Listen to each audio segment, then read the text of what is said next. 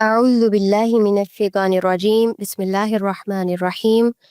رب اشرح لي صدري ويسر لي أمري واحلل عقدة من لساني يفقهوا قولي۔ بس کر دو یہ تمہارا مسئلہ نہیں ہے۔ کیا آپ نے کبھی یہ جملہ سنا ہے؟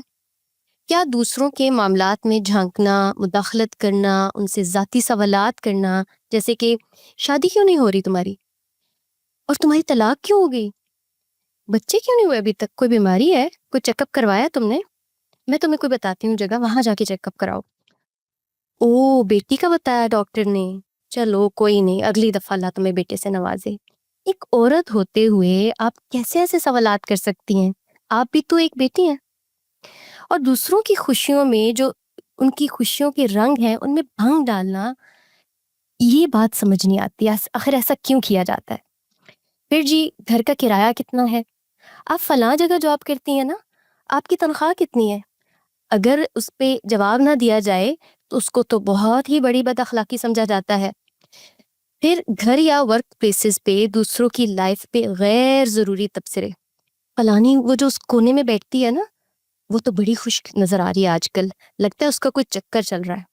پھر جی کوئی اپسیٹ دکھ جائے تو لگتا ہے اس کا تو کوئی بریک اپ ہو گیا ہے۔ پھر اس کے ساتھ ساتھ خاندانوں کو توڑنے والی باتیں اور کام کرنا، ایک باپ اور بیٹی کے جو مقدس تعلق ہے اس کو خراب کر دینا، محبتوں کو نفرتوں میں بدلنے والی باتیں ادھر سے ادھر کرنا، دوسروں کی زندگیوں میں اپنے قول سے یا پھر اپنے فعل سے یا کسی بھی طرح سے زہر گھولنا۔ اس کے ساتھ ساتھ ہمدردی، خیرخواہی اور اصلاح کے نام پہ دوسروں کے عیب اچھال اچھال کے مزے لینا، اور آخر میں ایک تو اچھے الفاظ بول کے یہ شو کرنا کہ واقعی ہمدردی کر رہی تھیں کہ اچھا بھئی اللہ اس کو ہدایت دیں، وہ ایسا کر لیتی تو اچھا ہو جاتا۔ پھر دوسروں کی غیبت اور چغلی کرتے ہوئے ایسے محسوس کروانا کہ کوئی بہت ہی سبق آمیز بات کی جا رہی ہے، اور آخر میں نام نہ بتانا شروع میں، پھر کہنا کہ میں نام تو نہیں لینا چاہ رہی تھی، پھر نام لے بھی دینا اور ساتھ میں کہنا استغفر اللہ، اللہ مجھے معاف کر دیں، میں نام تو بتانا نہیں چاہ رہی تھی، بس تمہاری بہتری کے لیے بتا رہی ہوں، جبکہ نیت اس کے برعکس تھی کہ حسد کی وجہ سے ان میں پھوٹ ڈلوانا چاہ رہی تھی وہ۔ انفارچونیٹلی یہ تمام جو چیزیں ہیں یہ ہم اپنے معاشرے میں ایک روایت کی طرح دیکھتے ہیں۔ کیا آپ نے کبھی خود سے سوال کیا ہے کہ مجھے ہر بات جاننے کی کیا ضرورت ہے؟ کیا ہر وہ چیز جو میرے سامنے ہے وہ میری ہے؟ کیا ہر وہ بات جو میرے کانوں تک پہنچتی ہے اس پہ میرا رائے دینا فرض ہے؟ ہم دوسروں کی زندگیوں کے کیمروں میں زوم ان کرتے کرتے اپنی لائف کو ہی بلر کر بیٹھے ہیں اور ایک بے مقصد اور غفلت بھری زندگی گزارے ہیں۔ یہی وہ راستہ ہے جو ہماری دل کی سختی، تعلقات کے بگاڑ اور اللہ سبحانہ و تعالیٰ کی ناراضگی کی طرف لے جاتا ہے۔ جبکہ اللہ سبحانہ و تعالیٰ فرماتے ہیں وَلَا تَقْفُ مَا لَيْسَ لَكَ بِهِ عِلْمٌ إِنَّ السَّمْعَ وَالْبَصَرَ وَالْفُؤَادَ كُلُّ أُولَئِكَ كَانَ عَنْهُ مَسْئُولًا۔ جس بات کا آپ کو علم ہی نہیں اس کے پیچھے نہ پڑیں، بے شک کان، آنکھ اور دل ان میں سے ہر ایک کے بارے میں سوال کیا جائے گا۔ ہم بھول گئے ہیں کہ جو باتیں ہم سے تعلق نہیں رکھتی وہ ہمارے ایمان کے لیے زہر ہیں۔ پھر ہم کہتے ہیں کہ ہمارے دل کیوں سخت ہو گئے ہیں، ہمیں رونا کیوں نہیں آتا، ہماری دعائیں قبول کیوں نہیں ہوتی، ہماری عبادات میں لذت نہیں رہی ویسی جیسے پہلے ہوتی تھی، بلا وجہ میرا دماغ ہر وقت الجھا ہوا کیوں رہتا ہے، میرا دل کیوں ہر وقت الجھا ہوا ہے مشکلات میں۔ اس کی وجہ یہی ہے کہ ہم ہر وقت کے تجسس میں پڑے ہوئے ہیں، جو کہ دل کی ایک بڑی بیماری ہے۔ نبی صلی اللہ علیہ وسلم نے فرمایا من حسن الاسلام المرئی ترکہ ما لا یعنی،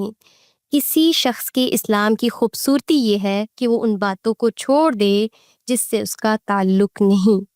یہ چھوٹی سی حدیث ہے مگر ہمارے لیے ایک کمپلیٹ کوڈ آف لائف ہے۔ اس میں یہ حدیث مبارکہ جو ہے وہ نہ صرف ہمیں ہماری زبان کی حفاظت کا پیغام دے رہی ہے، بلکہ دل کی صفائی، نیت کی درستی، اچھے اخلاق اور آداب اور یونٹی کو پروموٹ کر رہی ہے۔ نبی صلی اللہ علیہ وسلم نے ہمیں ایک بہت جامع دعا سکھائی ہے،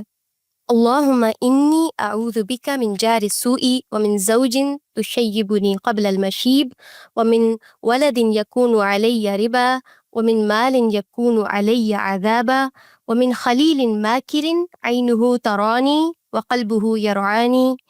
ان رأى حسنة دفنها وإذا رأى سيئة أذاعها۔ اے اللہ میں تیری پناہ مانگتی ہوں ایسے چالاک دوست سے جس کی آنکھیں مجھے دیکھتی ہوں اور دل نگرانی کرتا ہو. اگر میرے اندر وہ کوئی خیر دیکھے تو اسے چھپا لے اور اگر کوئی برائی دیکھے تو اسے نشر کر دے. یہاں جو خلیل الماکر کی بات ہوئی ہے، یہ ایک ایسا دوست ہوتا ہے جو ظاہری طور پہ تو بہت مخلص نظر آتا ہے لیکن دل میں حسد، بغض، کینہ، فیب وغیرہ چھپائے ہوئے ہوتا ہے. ایسا شخص جو ہے وہ نیکیوں کو چھپاتا ہے اور برائیوں کو عام کرتا ہے جو تعلقات میں زہر گھول دیتے ہیں. یہ دعا ہمیں یہ سکھاتی ہے کہ ہم نہ صرف ظاہری اور باطنی فتنوں سے اللہ سبحانہ و تعالیٰ کی پناہ مانگیں بلکہ رشتوں میں خیر، سکون اور اخلاص کے لیے بہت ساری دعائیں کریں اور اس کے ساتھ ساتھ جتنا ہو سکے پریکاشنز لیں. اب میں دعوت دیتی ہوں ہماری بہت ہی پیاری اور معزز باجی عظمیٰ نورین صاحبہ کہ وہ آج اس حدیث مبارکہ من حسن الاسلام المرئی ترکہ ما لا یعنی پر ہماری رہنمائی فرمائیں. لیکن اس سے پہلے چند ایک اہم بیسک سوالات ہیں اس سے ہی ریلیٹڈ کہ لا یعنی چیزیں کیا ہوتی ہیں. ہر ایک کے دماغ میں یہ سوال ضرور آیا ہوگا کہ لا یعنی چیزیں کیا ہوتی ہیں. کیا یہ صرف زبان سے نکلے الفاظ ہیں یا کچھ اور بھی ہے؟ ہمیں کیسے پتہ چلے گا کہ ہم لا یعنی چیزوں میں مبتلا ہیں؟ ہماری روزمرہ زندگی میں ہم اپنی روزمرہ زندگی میں لا یعنی چیزوں سے کیسے بچ سکتے ہیں؟ کیا اس کا تعلق صرف ہماری گفتگو سے ہے یا ہماری سوشل میڈیا، نظریں، دل اور سوچوں سے بھی ہے؟ انشاءاللہ ہم آپ سے یہ تمام چیزیں جاننا چاہیں گے اور باقی تمام آڈینس کے لیے کہ سیشن کے آخر میں سوال و جواب کا جو سلسلہ ہوگا کوشش کریں اس میں سیشن سے ریلیٹڈ جتنی بھی آپ کی کنفیوژنس ہیں ان کو لازمی کلیئر کریں تاکہ اصلاح کی جا سکے.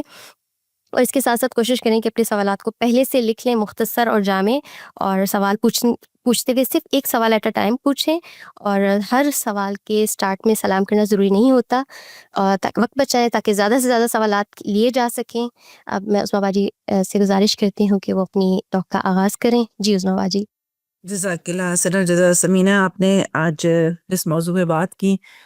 شاید ہی ہم سب کی ضرورت ہے اور ہم سب کو اس میں بار بار غور کرنے کی ضرورت ہے.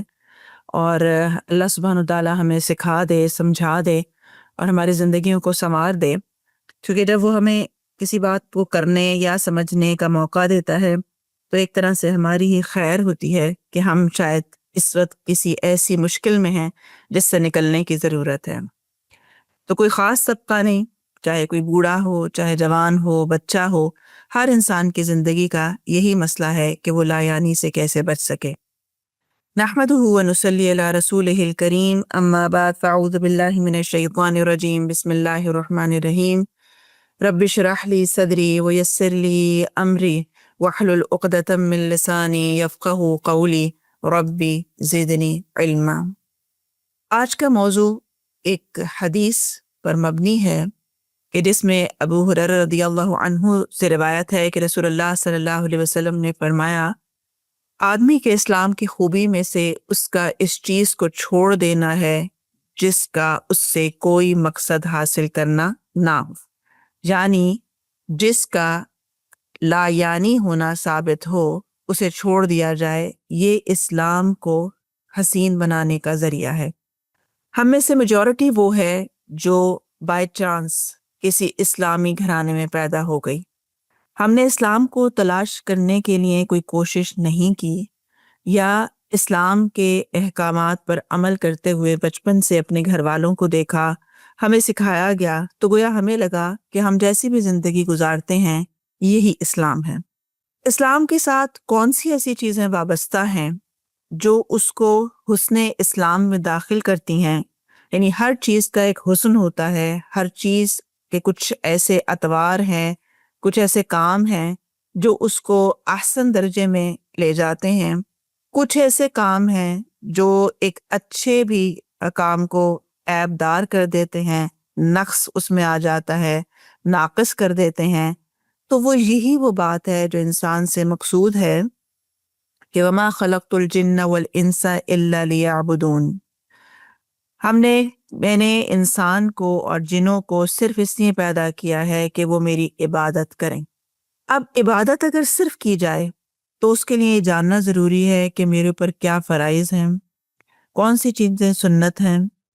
اور اسی طرح یہ جاننا بھی ضروری ہے کہ کون سے ایسے اعمال ہیں جو عبدیت کے خلاف ہیں، جو اطاعت کے خلاف ہیں، کون سے وہ کام ہیں جو با مقصد ہیں، جو میری دنیا اور آخرت کو سنوارنے والے ہیں، اور اسی کے ساتھ یہ جاننا بھی ضروری ہے کہ کون سے وہ اعمال یا لغویات یا ایسی مصروفیات ہیں جو انسان مشغول تو بہت ہے، یعنی لک بزی ڈو نتھنگ والا زندگی گزار رہا ہے، لیکن وہ تمام کے تمام اعمال، افعال، اقوال اس کے اپنے ہی خلاف گواہی بننے والے ہیں۔ تو لہٰذا یہ جو حدیث ہے یہ بہت ہی مختصر لیکن جوامع الکلام ہے، کہ معانی بہت زیادہ وسیع ہیں، کہ جب بھی کوئی شخص جو ہے وہ کام کرنے لگے تو اس فکر کو غالب کر لے کہ اس کا انجام کیا ہوگا، یا اس کا دنیا یا آخرت میں کیا فائدہ ہوگا یا کوئی فائدہ نہیں ہوگا۔ اب اس حدیث میں دیکھا جائے تو بے مقصد اور بے فائدہ اقوال اور افعال کو ترک کرنے کی ترغیب دی جا رہی ہے۔ اسی طرح ایسے تمام فضول اعمال اور عقائد بھی اس میں شامل ہیں جو انسان بہت لگن سے کرتا ہے، ثواب کی خاطر کرتا ہے، لیکن اسلام اس کو بدعت شمار کرتا ہے، یعنی کہ لا یعنی ایسے عقائد ہیں جس کا نتیجہ کچھ بھی نکلنے والا نہیں ہے، یا ایسی رسومات ہیں یا ایسے کلچر ہیں جن کو اپنانے کے بعد ہمارا خیال یہ ہوتا ہے کہ اگر وہ کلچر کے نام پر کوئی غیر اسلامی چیز ہو تو شاید وہ جائز ہو جائے گی، یا اسی طرح بعض دفعہ سب کرتے ہیں، اگر وہ سب کرتے ہیں تو اس کا مطلب ہے وہ سب درست کرتے ہیں اور وہ کوئی بہت اہم چیز ہے جسے ہمیں کرنا بھی لازمی ہے۔ تو اگر انسان ہر بات اور ہر کام سے پہلے یہ سوچ لے کہ مجھے اس کام کا دنیا یا آخرت میں کیا فائدہ ہے، تو بے شمار باتیں اور بے شمار کام خود بخود اس کی زندگی سے نکلنا شروع ہو جائیں گے اور اس کی زندگی ایک کارآمد زندگی بننے لگے گی۔ رسول اللہ صلی اللہ علیہ وسلم نے فرمایا کہ جو شخص اللہ اور یوم آخرت پر ایمان رکھتا ہو وہ اچھی بات کہے یا خاموش رہے۔ یہ بھی کس قدر مختصر الفاظ ہیں، لیکن بہت بڑی ایک انسان کی زندگی کا اثاثہ ہیں کہ بات کرتے ہوئے لا یعنی سے کیسے بچیں۔ کیونکہ بہت دفعہ اگر ہم بات سمجھ بھی جاتے ہیں کہ میں نے جو بات کہی ہے اس کا کوئی مقصد نہیں تھا، یا کوئی مقصد تھا تو وہ منفی مقصود تھا، مثلا تانا دینا مقصد تھا، کسی کی ٹو لینا مقصد تھا، کسی سے کوئی کسی کی طرف ایک توجہ دلانا مقصد تھا جس جو کی طرف ابھی وہ نہیں سوچ رہا تھا، مثلا کسی کی کوئی کمی بیشی تھی، کوئی محرومی تھی، ابھی تک اسے محسوس نہیں ہوا تھا، لیکن آپ بتانا چاہتے تھے کہ آپ کی زندگی میں کیا کچھ ہے۔ تو گویا انسان چھوٹنا بھی چاہے ان باتوں سے تو بعض دفعہ جب کہیں کمپنی میں ہوتا ہے تو کیونکہ اس کے پاس کرنے کے لیے کوئی علمی بات نہیں ہوتی،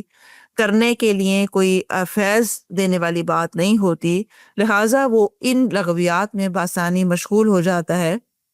جسے ہم کہتے ہیں فارغ بیٹھے تب کیا کرتے۔ تو اس کی بات، اس کی بات، اس کا ذکر، اس کا ذکر جو ہے جب چھڑتا ہے تو اس وقت اس میں سے کوئی بھی بات ایسی نہیں ہوتی جو ہمارے لیے دنیا اور آخرت میں فائدہ دینے والی ہو۔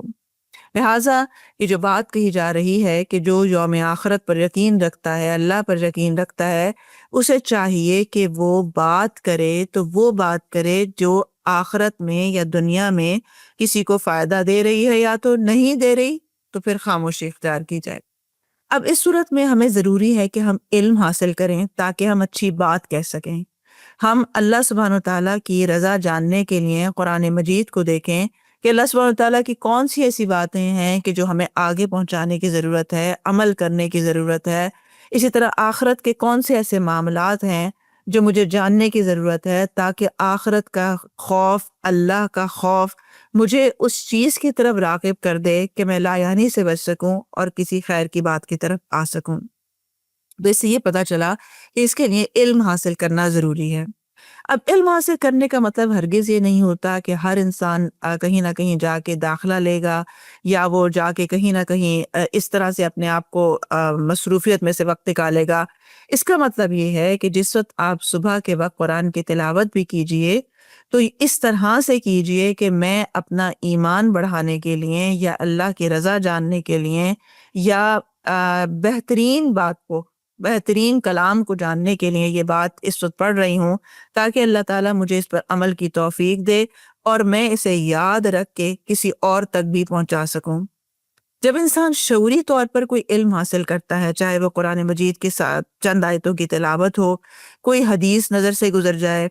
کوئی اور چیز آپ پڑھ بیٹھیں، کسی کے ساتھ کے بیٹھے ہوں اور اس کی صحبت میں آپ نے کچھ سیکھا ہو، اگر آپ کا مقصود یہ ہو کہ میں علم نافع اپنے اندر جمع کروں، علم نافع پہ عمل کروں اور اس کا ابلاغ دین کروں، تو آپ دیکھیں گے کہ آپ کے پاس آہستہ آہستہ ایک اچھا خزانہ، ایک ایسا اچھا اضافہ ہوتا چلا جائے گا آپ کی نالج میں۔ جب آپ کہیں بیٹھیں گے تو خود بخود آپ کے موضوعات لا یعنی سے ہٹ کر ایک بامانی گفتگو میں ڈھلنا شروع ہو جائیں گے۔ اس ساری پروسیس کے اندر انسان کا دن رات کا روٹین کیا ہے، پھر اسی طرح وہ کن موضوعات میں دلچسپی رکھتا ہے، اس کی صحبت کیسی ہے، وہ سارا دن کیا دیکھتا ہے، کیا سنتا ہے، کن لوگوں میں اٹھتا بیٹھتا ہے، یہ بہت ہی اہم ہے۔ اسی لیے صحبت صالح کی بہت زیادہ اہمیت بیان کی گئی ہے۔ یہی وہ صحبت صالح ہے جب نبی صلی اللہ علیہ وسلم کو کہ جیسے نبی کی صحبت ملی تو ان کی صحبت میں بیٹھنے والوں کو رضی اللہ کا خطاب مل گیا، کیونکہ یہ وہ صحبت تھی جن کو عام سے علی، عمر، عثمان کو جس نے رضی اللہ کے درجے میں داخل کر دیا۔ تو یہ ہے وہ چیز کہ جب انسان با مقصد ایک کمپنی جوائن کرتا ہے، با مقصد تلاش کرتا ہے چیزوں کو، تو اللہ سبحانہ وتعالیٰ بھی اسے اس رستے پر چلا دیتا ہے۔ اور یہی وہ دعا ہے جو ہم ہر نماز میں مانگتے ہیں کہ ایاک نعبد و ایاک نستعین اہدنا الصراط المستقیم، کہ میں وہ بات کروں، میں وہ کام کروں، میں وہ مجلس میں بیٹھوں، میں وہاں اٹھوں بیٹھوں، میرا ماحول وہ ہو جائے جو مجھے صراط مستقیم کی طرف لے جانے کا ذریعہ بن جائے۔ تو گویا اس میں یہ چیزیں بھی شامل کر لی جائیں کہ اللہ مجھے لا یعنی سے بچاتے ہوئے میری زندگی میں جو بے مقصد کام، جو میں بے مقصد شوق یا جو بے مقصد میرے عادت ہے، مجھے اللہ سبحانہ تعالیٰ مجھے اس سے بچا کر صراط مستقیم کی طرف لے آئے۔ اب اسی میں آپ دیکھتے ہیں کہ حدیث سے بھی معلوم ہوتا ہے کہ لا یعنی باتیں ہی نہیں بلکہ لا یعنی کام، یعنی صرف گفتگو نہیں بلکہ لا یعنی کام کرتے رہنا، یہ بھی اسلام کی خوبصورتی کو داغدار کرنے کا ذریعہ بن جاتے ہیں۔ اور جیسے جیسے انسان اپنے اسلام کو خوبصورت کرتا چلا جاتا ہے تو ایک دم گفتگو کرتے ہوئے اسے پہلا احساس ہوتا ہے کہیں یہ غیبت تو نہیں ہے، کہیں یہ ایسا تو نہیں کہ کسی کو تانا تو نہیں دے رہا، کہیں ایسا تو نہیں کہ یہ بات دوسرے کو ہرٹ کر جائے گی۔ تو گویا جب اس کا اپنا اسلام اس کے لیے قیمتی ہو جاتا ہے اور وہ اس کو اس ڈھب پہ لے آتا ہے جس پر رسول اللہ صلی اللہ علیہ وسلم کی سیرت ہے، جو کہ اللہ سبحانہ تعالیٰ نے آپ کو بتایا اور آپ کو ایک اچھا انسان بنایا، آپ کو دنیا کا کامیاب ترین انسان کہا، اور اس لیے کہا کہ آپ کی گفتگو دیکھیں، آپ کے اعمال دیکھیں، آپ کی زندگی کا لائف پیٹرن دیکھیں، جو کہ ایک مکمل زندگی ہے، جو کہ ایک عام انسان کی جیسے ہوتی ہے، جس میں گھر والے بھی ہوتے ہیں، جس میں باہر کے معاملات بھی ہوتے ہیں، دوست بھی ہوتے ہیں، نماز روزہ بھی ہوتا ہے، اللہ کی بات کا پاس بھی ہوتا ہے، وہ سب نارمل ایسے ہی زندگی آپ نے گزاری جیسا کہ ہم سب کی زندگی ہے۔ لیکن فرق کس چیز کا ہے؟ فرق اس بات کا ہے کہ ان لوگوں نے جو اللہ سبحانہ وتعالیٰ نے ان پر فرائض عائد کیے، جو اللہ کو خوش کرنے والے اعمال تھے، انہوں نے اپنی زندگی کا مقصود یہ بنا لیا کہ اللہ کے کلام سے فیض حاصل کرنا اور لوگوں میں فیض کو بانٹنا ہوگا۔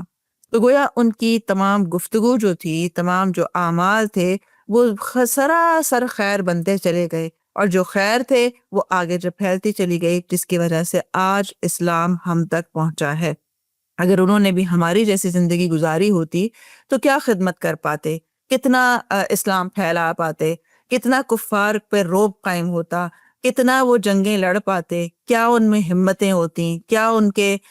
زندگی کے پیٹرن ہوتے۔ تو یہ ہے وہ بات کہ جب یہ کہا جاتا ہے کہ اطیعوا اللہ و اطیعوا الرسول، تو گویا اس میں تمام جامع بات آتی ہے کہ آپ کی لائف پیٹرن کو بھی کاپی کیا جائے، آپ کے دن رات میں دیکھا جائے کہ آپ کی گفتگو بہت جامع ہوا کرتی تھی، آپ کی گفتگو تھی با مقصد ہوا کرتی تھی، اور گویا اپنے جتنے آپ کے پیارے لوگ بھی تھے آپ ان کے ساتھ بھی جب بیٹھتے تو آپ کوئی جھوٹ، کوئی مذاق، کوئی ایسی چیز نہیں کرتے تھے کہ جس کا مقصد صرف ایک ہنسی مذاق، ہلا گلا، گپ شپ ہو، بلکہ آپ کی وہ گفتگو بھی جو تھی وہ ہر طرح کے جھوٹ سے، ہر طرح کی فضولیات سے پاک ہوا کرتی تھی۔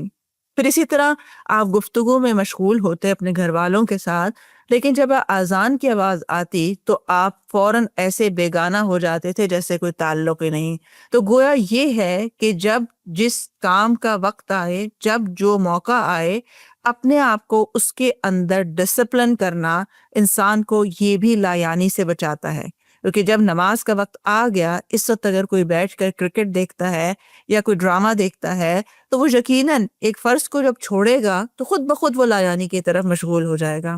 اسی طرح اپنے آپ کو بھلائی اور نیکی کے کاموں میں لگانا بھی انسان کے بے مقصد وقت کو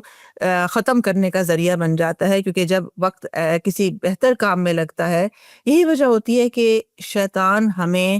کہیں ہک نہیں ہونے دیتا، یعنی ہر انسان بھاگتا ہے کہ مجھ سے پابندی نہیں ہو سکتی، لہٰذا وہ چاہتا ہے وہ آزاد رہے، وہ اپنی مرضی کی خواہشات کی زندگی گزارے۔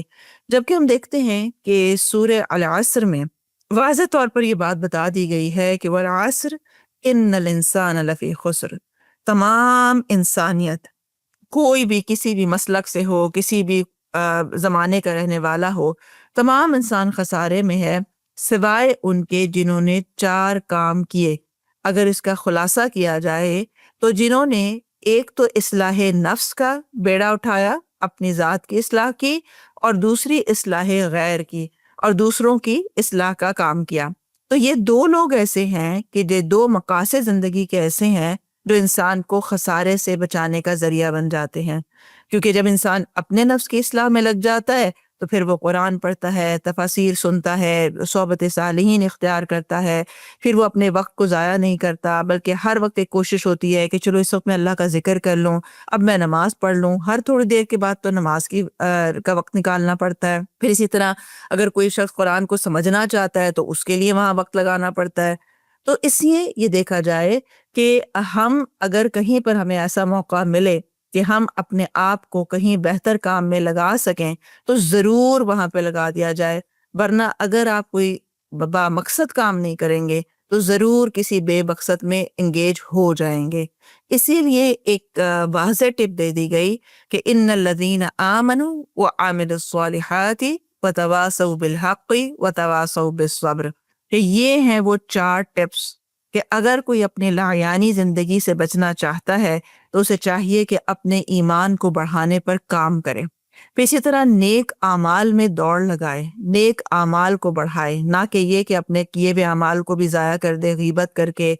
غصہ کر کے، دوسرے کو بے عزت کر کے، کوئی طعنہ زنی کر کے، بجائے اس کے تو اپنے نیک اعمال کو بڑھانے کا ذریعہ بھی کیا ہے؟ قرآن مجید اور احادیث کا علم حاصل کرنا۔ ہر انسان جو ہے وہ نسیان کا شکار ہوتا ہے۔ آج ابھی ہم ایک بات سن رہے ہیں تو ہمارا ایمان شاید بہت بڑھ جائے، تھوڑی دیر کے بعد، 1 گھنٹے بعد، 2 گھنٹے کے بعد شاید ہمارا ایمان نیچے آنا شروع ہو جائے۔ تو گویا ہر انسان کو ایک یاد دہانی کی ضرورت ہوتی ہے، ایمان کو بڑھانے والے اعمال اور وہ مجالس کی ضرورت ہوتی ہے، بار بار تازہ کرنے کی ضرورت ہوتی ہے۔ تو اس لیے یہ کہا نہیں جا سکتا کہ اچھا میں نے آج سے سوچا ہے کہ میں لایانی سے بچ جاؤں گی، بس اب کبھی ایسا نہیں ہوگا۔ نہیں، ہر تھوڑی دیر کے بعد آپ کو احساس ہوگا یہ جو میں نے ابھی وقت لگایا یہ ٹھیک نہیں لگایا، اتنی دیر میں تسبیح پڑھ سکتی تھی، اتنی دیر میں یہ کام کر سکتی تھی، اتنی دیر میں کسی کی خدمت کر سکتی تھی۔ تو یہ انسان کو جتنا اس کا محاسبہ کرنے کی صلاحیت زیادہ ہوتی چلی جاتی ہے، اپنا آپ اس کو خود نظر آنا شروع ہوتا ہے،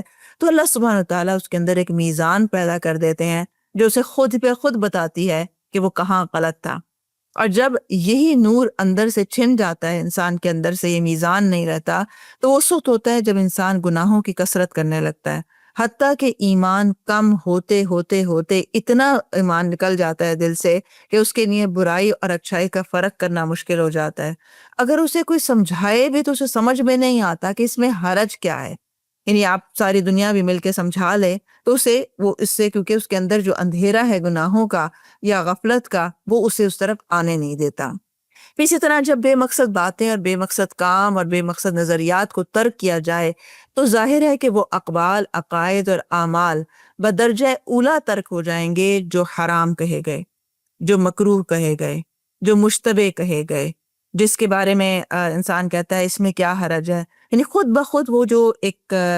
لمٹ ہے انسان کی، وہ مقرر ہو جاتی ہے کہ مجھے اب ادھر نہیں جانا، لہٰذا اس کے تمام نظریات اسلامی نظریات میں جب ڈھلتے ہیں تو اسے خود بخود ایک واضح طور پر نظر آتا ہے کہ اس میں حرج کیا ہے۔ اب یہ مرتبہ اس وقت حاصل ہوتا ہے جب انسان ہر وقت اسی طرح رہے گویا کہ وہ اللہ کو دیکھ رہا ہے، اور اگر وہ اللہ کو نہیں دیکھ رہا تو اللہ تعالیٰ اسے ہر لمحے میں دیکھ رہا ہے۔ اس دھیان، اس خیال، اس ایمان سے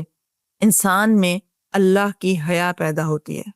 اور پھر وہ کوئی لا یعنی، بے مقصد، بے فائدہ کام نہیں کرتا، کیونکہ وہ دیکھ رہا ہوتا ہے کہ اللہ تعالیٰ مجھے دیکھ رہے ہیں۔ اسی مرتبے کو رسول اللہ صلی اللہ علیہ وسلم نے احسان قرار دیا ہے، اور اس حدیث میں اسے آدمی کے اسلام کا حسن قرار دیا ہے۔ یعنی احسان کیا ہے کہ آپ اتنی اچھی نیکی کریں، ایسے نیکی کریں کہ اللہ سبحانہ وتعالیٰ اگر دیکھ رہے ہوں آپ کو اور آپ کو پکا یقین ہو جائے تو آپ کیسے دکھا دکھا کے اچھی نیکی کرنا چاہیں گے۔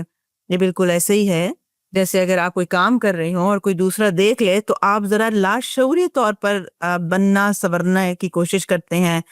کسی اس کو اور اچھے سے کرنے کی کوشش کرتے ہیں۔ کیوں؟ کیونکہ آپ کو احساس ہوتا ہے کہ کوئی دیکھ رہا ہے۔ تو اللہ سبحانہ وتعالیٰ نے انسان کی اس صفت کو، یا انسان کے اندر جو ایک خواہش ہے کہ مجھے سراہا جائے، مجھے دیکھ کے لوگ کہیں، واہ واہ کریں کہ میں کتنا اچھا ہوں، تو اللہ نے اس جذبے کی تسکین بہت ہی خوبصورتی سے کر دی کہ احسان یہ ہے کہ انسان یہ سمجھے کہ وہ اللہ کو دکھا کے وہ کام کر رہا ہے جو وہ کام کر رہا ہے، اور اگر یہ فیلنگ نہ آ سکے تو یہ تو سمجھ ہی لے کہ اللہ تو اسے ہر وقت دیکھ ہی رہا ہے۔ اب ذرا ایک لمحے کے لیے اس کو تصور کریں کہ اللہ تعالیٰ مجھے اس وقت دیکھ رہے ہیں، کیا وہ مجھے پیار کی نگاہ سے دیکھ رہے ہوں گے، غصے سے دیکھ رہے ہوں گے، ناراضگی ہوگی مجھے دیکھ کر، انہیں دکھ ہوگا مجھے دیکھ کر، میرے اسلام کی نعمت کو میں نے جیسے ناشکری کی اس کے ساتھ کہ میں نے اس وقت کو وہاں نہیں وہاں لگا دیا، حالانکہ غیر مسلم میں اور اسلام میں پھر کیا فرق رہ گیا، وہ بھی اسی راستے کی طرف جا رہے ہیں جو جہنم کی طرف جا رہا ہے، میں بھی اسی راستے کی طرف جا رہی ہوں جہاں جہنم کی طرف جا رہا ہے۔ کیا اللہ سبحانہ وتعالیٰ میرے اس عمل کو دیکھ کر ان کی کیا فیلنگ ہوگی؟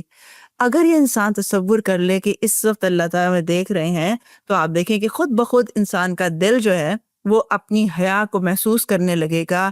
غلط کو غلط کہنے لگے گا، کیونکہ سب سے پہلے انسان اپنے اوپر خود گواہ ہوتا ہے۔ یہی وجہ ہوتی ہے نا کہ کہا کہ وہ جو قرآن مجید کا ایک آیت کا مفہوم ہے کہ انسان لاکھ معذرتیں کرے لوگوں کے آگے کہ میں نے یہ کام کیوں نہیں کیا، یا میں کیوں بھلائی نہیں کرتا، میں نماز کیوں نہیں پڑھتا، قرآن کا وقت کیوں نہیں نکلتا، لاکھ معذرتیں کر لے، انسان سب سے بڑا گواہ جو ہے وہ اپنے اوپر خود ہے کہ وہ اصل میں کیا ہے، کیا وہ کر سکتا تھا، کیا نہیں کر سکتا تھا، اس کی گواہی انسان سے خود لی جائے گی۔ یہی وجہ ہے کہ ہماری زندگی کا حساب کتاب یا گواہیاں یا اس کا اپروول جو ہے وہ کسی اور سے نہیں لیا جائے گا۔ انسان کی زبان بولے گی، اس کے اعضاء بولیں گے، کس نے کہاں کیا کیا، کیوں کیا، کیسے کیا، نیت تول لی جائے گی۔ اسی طرح اس کے اعمال کا جو حساب کتاب ہے وہ اس کے اپنے گلے میں، اس کے شگون جو ہے وہ اس کے اپنے گلے میں لٹکا ہوا ہے۔ یعنی جو ہم کرتے ہیں وہی ہماری زندگی بنتی ہے۔ جو کچھ آج سے 20 سال پہلے ہم نے جیسی زندگی گزاری، آج یہ اس کا نتیجہ ہے جو آج ہم زندگی گزار رہے ہیں۔ مثلا پچھلے 20 سال 25 سال کسی بچے نے پڑھا، وہ نرسری گیا، پھر وہ پڑھتا رہا، کسی ایک لگاتار استقامت کے ساتھ ایک رستے کا چناؤ کیا، تو آج وہ شخص جو ہے کوئی ڈاکٹر ہے، کوئی انجینئر ہے، کوئی عالم ہے، کوئی کہیں ہے۔ تو یہ کیا تھا؟ یہ وہ آج نہیں بنا، یہ وہ پچھلے سالوں کی جو تھا، یہ اس نے جو کچھ اعمال کیے یہ اس کا نتیجہ ہے۔ وہی وقت کسی نے گلیوں میں پھرتے ہوئے، ویڈیو گیم کھیلتے ہوئے، فلمیں ڈرامے دیکھتے ہوئے، دوستوں کی مجلس میں ہاں ہو کرتے ہوئے گزارا، آج وہ کہیں پہ مزدوری کے لیے بھیک مانگتا ہے، کوئی اسے رکھ لے، کوئی اسے کام دے دے، آج وہ خیرات پہ زندگی گزارتا ہے۔ وقت دونوں کے پاس ایک جیسا تھا، صرف اتنی بات یہ تھی کہ اس کسی نے اس وقت کا فائدہ اٹھایا اور کسی نے اس کو لا یعنی میں لگایا. یہی فیصلہ آج ہمیں کرنا ہوگا. یعنی جو ہم آج کر رہے ہیں یا کرتے ہیں، اس کا نتیجہ اگلے 10 سالوں، اگلے 5 سالوں میں نکلنے والا ہے. تو اگر ہمیں لگتا ہے کہ ہم نے واقعی اپنے ساتھ زیادتی کی، ہم نے وہ نمازیں اس طرح نہیں پڑھی جتنا پڑھنی چاہیے تھیں، قرآن کو ویسے نہیں پڑھا جیسا کہ تدبر، تفکر اور عمل کی نگاہ سے ہونا چاہیے تھا، ہم نے اپنے والدین کے ساتھ وہ خدمت نہیں کی جو کرنی چاہیے تھی، اپنے رشتوں کو وہ اہمیت نہیں دی جو ہونی چاہیے تھی، ان کا حق ان تک نہیں پہنچایا، کیونکہ ہر ایک کے مال میں بھی ان کا حق شامل ہے، رشتہ داروں کا، محلے داروں کا، ہر ایک کا ہے، مسکین کا ہے، پھر مسافر کا ہے، والدین کا ہے. یعنی ہر انسان جان سکتا ہے کہ میرے آس پاس کون سے ایسے لوگ ہیں کہ جن کی خدمت یا ان کی ضرورت مجھ سے وابستہ ہے. تو جو کچھ میں نے ابھی تک نہیں کیا، یہ بھی انسان خود اپنی گواہی بہت ہی سچی دے سکتا ہے. تو آج وقت ہے کہ آنے والا وقت ابھی بھی اس چیز کا تقاضا کرتا ہے کہ اگر آج ہم نے توبہ کی، آج ہم نے نیکی کا راستہ پکڑا، تو انشاءاللہ تعالی اللہ ہمیں معاف کرے گا. اللہ سبحانہ وتعالیٰ نے اس 100 جانوں کا قتل کرنے والے کو صرف ایک توبہ پہ معاف کر دیا،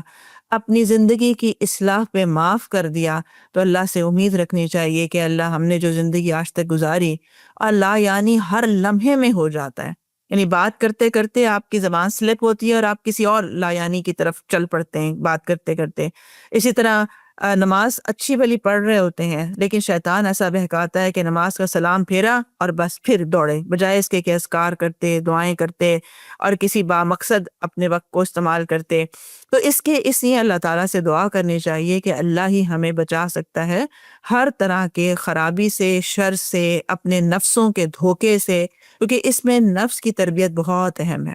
اس میں دل کی بیماریوں کو جاننا بہت اہم ہے، کیونکہ بہت ساری لایانی کا تعلق انسان کے اندر کی وہ خواہشات ہیں جو دل کے کرپٹ ہونے کی وجہ سے جنم لیتی ہیں. یعنی جب انسان کا دل جو ہے وہ تقوی میں نہیں رہتا، یا دل جو ہے وہ خواہشات کا غلام بن جاتا ہے، یا وہ ایک بیماری یا نفاق کا شکار ہو جاتا ہے، تو اس کے لیے زندگی یا دنیا، ترجیحات، اس کے لشپش، اس کے فیشن، ہر وہ چیز اسے اٹریکٹ کرنے لگتی ہے، گھیرنے لگتی ہے. ایک طرح شیطان اسے گھیرنے لگتا ہے کیونکہ اس کا دل اب جو ہے وہ کسی اور سمت چل پڑا ہے. تو کرتے کرتے کرتے اس کے اندر جو ہے وہ ساری رغبت دین سے ختم ہو کر دنیا سمیٹنے، ایک دوسرے کے مقابلے پر حسین بننے، ایک دوسرے کے مقابلے پر دنیا میں آگے بڑھنے کی جو دوڑ ہے وہ آ جاتی ہے، اور دین کہیں پیچھے رہ جاتا ہے. اس لیے اس کو مانیٹر کرنا ایک پیمانے کی طرح، جیسے آپ تھرمامیٹر لگا کے چیک کرتے ہیں نا کہ بخار ہے کہ نہیں ہے، اسی طرح اپنے دل کو چیک کرنا، اپنے نفس کی رغبت کو چیک کرنا، اپنے گفتگو کو چیک کرنا، گفتگو کے موضوعات کو چیک کرنا، خاموشی کے ساتھ چپکے سے اپنے آپ کو دیکھنا، بیٹھے ہوئے کیا سوچ رہے تھے، کیا دل چاہ رہا تھا، مارکیٹ گئے تو کیا چیز تھی جو اٹریکٹ بہت کر رہی تھی، کیا وہ ضروری تھی لینا، یا اگر ہر خواہش پوری کرتے رہیں گے تو پھر صبر کرنا کب سیکھیں گے، کب آزمائشوں میں سے نکلنا سیکھیں گے، کیونکہ فتنے تو بڑھتے چلے جا رہے ہیں جیسے جیسے قیامت آ رہی ہے. اس سے نبٹنے کا سامان کب کریں گے؟ تو اس لیے اللہ سبحانہ وتعالیٰ نے انسان کو جو زندگی کی مہلت دی ہے وہ اسی لیے ہے. پھر اسی طرح بعض دفعہ ایک ہوتا ہے لوکانیات، یعنی بلا وجہ کے سوالات بنا بنا کے باتیں کرنا. اگر یوں ہو جائے تو پھر کیا ہوگا، اور اگر یوں کر لیا جائے تو کیا ہوگا. یعنی کچھ لوگ جو دین جاننے کی بھی کوشش کرتے ہیں وہ اصل پہ نہیں رہتے کہ میرا مسئلہ یہ ہے، اور جیسے کہ ہم صحابہ کرام کو دیکھتے ہیں، حتیٰ کہ اس دور کے بدو کو آپ دیکھیں کہ وہ آپ سے جب سوال کرتے ہیں تو اتنے زبردست سوال کرتے ہیں جو کہ احادیث کا حصہ بن جاتے ہیں. جیسے ایک شخص پوچھتا ہے مجھے کوئی ایسا عمل بتائیے جو ہو ذرا ہلکا، یعنی مجھ پہ لمبا چوڑا نہ ہو، لیکن وہ عمل بتا دیجئے جو مجھے جنت میں لے جائے. اب وہ سوال یہ کر رہا ہے اپنی ذات کے لیے، مجھے وہ کام بتائیے جو مجھے جنت میں لے جائے. ایک ہوتا ہے ایسی باتیں کرنا جس کا کوئی ابھی ہوا نہیں ہے، وہ کوئی واقعہ پیش نہیں آیا ہے، لیکن اگر فرض کریں کہ طلاق ہو جائے تو پھر کیا ہوگا. اچھا اگر فرض کریں کہ بچے باپ کو آپٹ کر لیں تو پھر، یعنی وہ باتیں، وہ چیزیں، وہ سوچیں، وہ بحثیں جو ابھی ہوئی ہی نہیں ہیں. اسی طرح وہ بحثیں، اپنی عقل کا استعمال وہاں کرنا یا اپنی زبان کا استعمال وہاں کرنا جس کا انسان سے کوئی تعلق ہی نہیں ہے. مثلاً سیاست پہ ہر وقت گفتگو کرتے رہنا، نہ تو ہم سیاست میں ہیں، نہ ہم اسے درست کر سکتے ہیں، نہ ہماری فیلڈ ہے، نہ ہم سے کوئی رائے لے رہا ہے، نہ ہماری رائے کی کوئی اہمیت ہے، نہ ہی ہمارے اس انالیسس کو کرنے سے کہ کون شخص کرپٹ ہے، کون اچھا ہے، کون شخص جو ہے وہ چور ہے، کون شخص ہے جو لوٹ کے کھا رہا ہے، اس کا ہمارے سے کوئی تعلق اس لیے نہیں ہے کیونکہ یا تو ہم وہ ہوں کہ جو محاسبہ کرنے والے ہوں اور ہمیں ذمہ داری دی گئی ہو کہ آئیں آپ ایسے لوگوں کو آئیڈینٹیفائی کریں اور ان کا محاسبہ کریں، تب تو یہ جائز ہے. لیکن اس کے بغیر اگر انسان ہر شخص سیاست دان بن کے اس پہ تبصرے کرے، ہر شخص پہ جہاں کسی کو بیماری ہو جائے اس پہ تبصرہ کرے اور ہر شخص ڈاکٹر بن جائے اور طرح طرح کے مشورے دے، تو یہ چیز جو ہے وہ انسان کو لا یعنی کی طرف آسانی کے ساتھ لے جاتی ہے. پھر اسی طرح لوگوں کے معاملات میں بلا وجہ کے سوال کرتے رہنا، یعنی ابھی تک بیٹی کی شادی کیوں نہیں کی ہے، پھر اگر ہو جائے تو اچھا پھر وہاں کیوں کی ہے، اس سے اچھا رشتہ موجود تھا وہاں کیوں نہیں کر دی تھی، یا اسی طرح کے لوگوں کے بالکل پرسنل ایسے سوال پوچھنا جس کا اگر جواب دیا جائے تو دوسرا شخص شرمندہ ہو جائے، اگر جواب نہ دے تو بد اخلاقی تصور ہو جائے. تو گویا کسی کو کسی ایسے امبیرسنگ سچویشن میں نہیں ڈالنا چاہیے، کیونکہ جو ذاتی سوال ہوتے ہیں یوزلی آپ دیکھیں کہ لوگ اپنے بعض دفعہ ماں باپ سے شیئر نہیں کرتے، اپنے بہت سارے ایسے پرائیویٹ معاملات جو ہوتے ہیں اپنے بچوں کے، بعض دفعہ اپنے ذاتی میاں بیوی کے معاملات، اپنے مالی معاملات، اپنی جاب کے پرابلمز یا کوئی اور ایسی چیزیں ہیں وہ بعض دفعہ اپنے ماں باپ تک نہیں شیئر ہوتی یا اپنے بہن بھائیوں پہ نہیں شیئر کی جاتی. لیکن ایک باہر سے ایک شخص جو صرف ابھی ڈاکٹر کے ویٹنگ روم میں بیٹھا ہے اور کیونکہ اس کا وقت ابھی باقی ہے لہٰذا وہ ان سوالوں کی ایک بوچھاڑ کر دیتا ہے اور پھر انسان جو ہے وہ شرمندہ ہوتا ہے کہ اب اسے جواب دیا جائے تو اور کیا جواب دیا جائے. تو لہٰذا اپنے سگے بہن بھائیوں سے بھی ایسے سوالات نہیں کرنے چاہیے، مثلا جاب سے متعلق، سیلری سے متعلق، بچیوں کی شادی سے متعلق، یا یہ کہ گھر کیوں نہیں تبدیل کر لیتے، اتنا چھوٹے گھر میں رہ رہے ہیں، یا آپ نے ابھی تک دیکھیں لوگ جو ہیں وہ اس ایج تک تو پراپرٹی بنا لیتے ہیں، آپ نے کوئی پلاٹ نہیں لیا ابھی تک، یا ریٹائرمنٹ کے بعد کیا سوچا ہے. تو گویا یہ وہ تمام فکریں یا سوچیں ہیں جو ان کے اپنے سوچنے کی ہیں، اور اگر ہم ان کے اوپر وہ فکریں لاد دیں جس کا بھی وقت ہی نہیں آیا یا انہوں نے اگر کوئی سوچا بھی ہے تو ان کی کیپیسٹی سے باہر ہے، تو گویا ہم کسی پر ظلم کرنے والے ہو جاتے ہیں. تو اس لیے ان چیزوں سے بھی بچنا چاہیے کہ جو لا یعنی ہی ہیں لیکن دوسرے کے اوپر ایک بوجھ ڈالنے کا کام بھی کر دیتی ہیں. پھر اسی طرح آتا ہے قرآن مجید کی آیت میں آتا ہے کہ کہہ دیجئے کہ میں تم سے اس پر کسی اجر کا طالب نہیں ہوں اور میں تکلف کرنے والوں میں سے بھی نہیں ہوں. یعنی اللہ سبحانہ وتعالیٰ نے یہ ایک صفت بیان کی ہے. اب اس تکلف کی ایک مثال یہ ہے کہ رسول اللہ صلی اللہ علیہ وسلم نے فرمایا کہ قوم کی امامت وہ شخص کروائے جو ان میں سے قرآن کا زیادہ قاری ہے، اگر وہ قرات میں برابر ہوں تو جو ان میں سے سنت کا زیادہ علم رکھتا ہے، اور اگر وہ سنت کے علم میں برابر ہوں تو جس کی ہجرت قدیم ہے، اور اگر وہ ہجرت میں برابر ہوں تو جس کی عمر زیادہ ہے وہ کروائے گا. اب یعنی آپ جو تھے وہ سیدھی اور صاف بات کرتے تھے، اگر اس سے زیادہ کی ضرورت ہوتی، یعنی آپ نے بتا دیا کہ یہ کرائٹیریا ہے، اب بات فل سٹاپ، اگر اس سے زیادہ کی ضرورت ہوتی تو رسول اللہ صلی اللہ علیہ وسلم ضرور بیان فرما دیتے. اب ہوتا یہ ہے کہ ان معاملات میں بھی بعض دفعہ کچھ لوگ اس پہ اکتفا نہیں کرتے، مزید صورتیں بھی بتاتے جائیں گے اور اس کا جواب پھر اپنے پاس سے دینا شروع ہو جاتے ہیں، جبکہ شریعت نے انہیں ایسا کوئی حق نہیں دیا کہ جہاں پہ آیت آ جاتی ہے اور آیت ایک بات کو واضح کر کے ختم ہو جاتی ہے، ایک حدیث آتی ہے، وہ حدیث ایک مکمل جامع حدیث ہے، اب اس کے اندر مزید اضافے کرنا کہ اس میں یہ لوگ بھی شامل ہو سکتے ہیں، یہ اس کا مطلب یہ بھی ہو سکتا ہے، تو یہ چیز بھی جو ہوگی وہ ایک غیر ضروری طور پر شریعت میں اضافہ ہوگا. تو اس حدیث کی روح سے بے فائدہ دیکھنا، یعنی صرف بولنا نہیں، کام نہیں، یعنی آپ جو چیز کمپیوٹر پہ دیکھ رہے ہیں، ٹی وی پہ دیکھ رہے ہیں، اپنے موبائل فون پہ دیکھ رہے ہیں، انسٹاگرام پہ دیکھ رہے ہیں، فیس بک پہ دیکھ رہے ہیں، یوٹیوب پہ دیکھ رہے ہیں، کہیں دیکھ رہے ہیں، کھڑکی سے بیٹھ کے دیکھ رہے ہیں، ساتھ والے گھر پہ کھڑکی نظر آ رہی ہے اس کے اندر جھانک کے دیکھ رہے ہیں، کچھ بھی دیکھ رہے ہیں،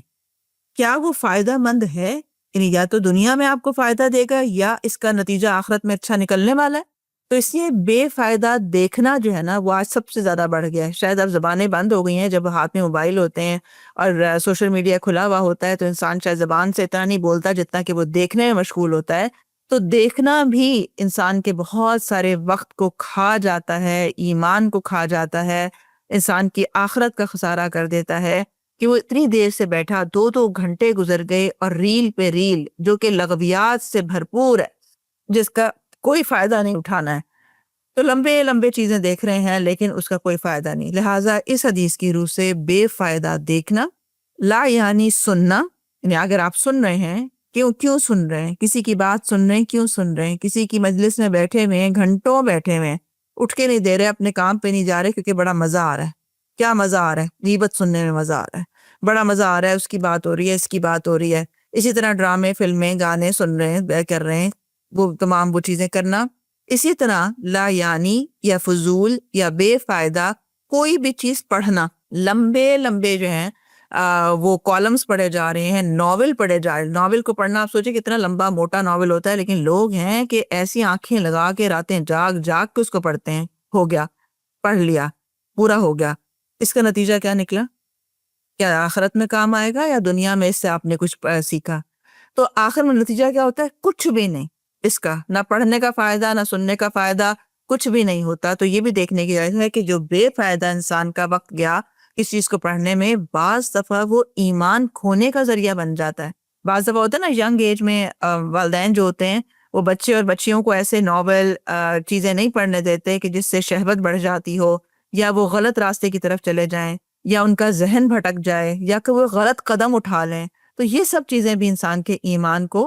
ڈیمیج کرنے کا ذریعہ. اسی طرح سے بے فائدہ بولنا، کوئی بے فائدہ گیم کھیلنا. مثلا آپ موبائل پر ہی آپ دیکھیں کتنے اشتہار آتے رہتے ہیں، یہ گیم ڈاؤن لوڈ کر لیں، یہ ایپ ڈاؤن لوڈ کر لیں، یہ فلاں کر لیں. کس لیے؟ پہلا سوال اپنے آپ سے یہ کرنا ہے، کس لیے؟ اس کا کیا فائدہ ہے؟ اس کا کیا مقصد ہے؟ تو اپنے آپ سے اس کا کیا مقصد ہے، اس کا کیا نتیجہ ہے، یہ کیوں کروں، یہ سوال ضرور اپنے آپ سے پوچھتے رہیں. ویسے آپ یہاں پہ بیٹھے ہیں، اس وقت آپ یہ لیکچر سن رہے ہیں، کیوں سن رہے ہیں؟ کیا فائدہ ہوگا؟ کیا مقصد ہوگا؟ کیا نتیجہ نکلے گا؟ اسی طرح جو کچھ بھی کر رہے ہیں. اسی طرح غیر ضروری طور پر سونا، غیر ضروری طور پر کھانا، یعنی اپنے کھانے میں ہی وقت لگائے رکھنا. کبھی ایک کھا لیا، کبھی دوسرا کھا لیا، ابھی گھر سے کھا کے گئے پھر باہر کھا لیا، پھر اس کو چگتے رہنا، کچھ نہ کچھ لذت کے لیتے رہنا. پھر اسی طرح ابھی سو کے اٹھے، پھر تھوڑی دیر کے بعد پھر سو گئے، سستی ہو رہی ہے، کاہلی ہو رہی ہے. تو گویا جو بھی انسان لا یعنی طور پر اپنے افعال کرتا ہے اس کا نیگیٹو اثر اس کے آخرت پر لازمی پڑے گا. اس لیے یہ ایک مختصر الجام میں بتا دی گئی، کیونکہ وہ وقت جو اس نے غیر ضروری طور پہ سونے میں لگایا وہ اس سے آخرت کما سکتا تھا. وہ جو اس نے کھانے پکانے سجانے سنوارنے، کیونکہ آپ دیکھیں نا لمبی لمبی ترکیبیں، پھر اس کے اوپر گھنٹوں لگانا، پھر کھڑے رہنا اور قرآن کی طرف نہ آنا، نماز بھی اپنی ڈیلے کر لینا کیونکہ ہم اس میں مشغول تھے. تو یہ سب چیزیں انسان کے لیے نقصان دہ ہیں. پھر اسی طرح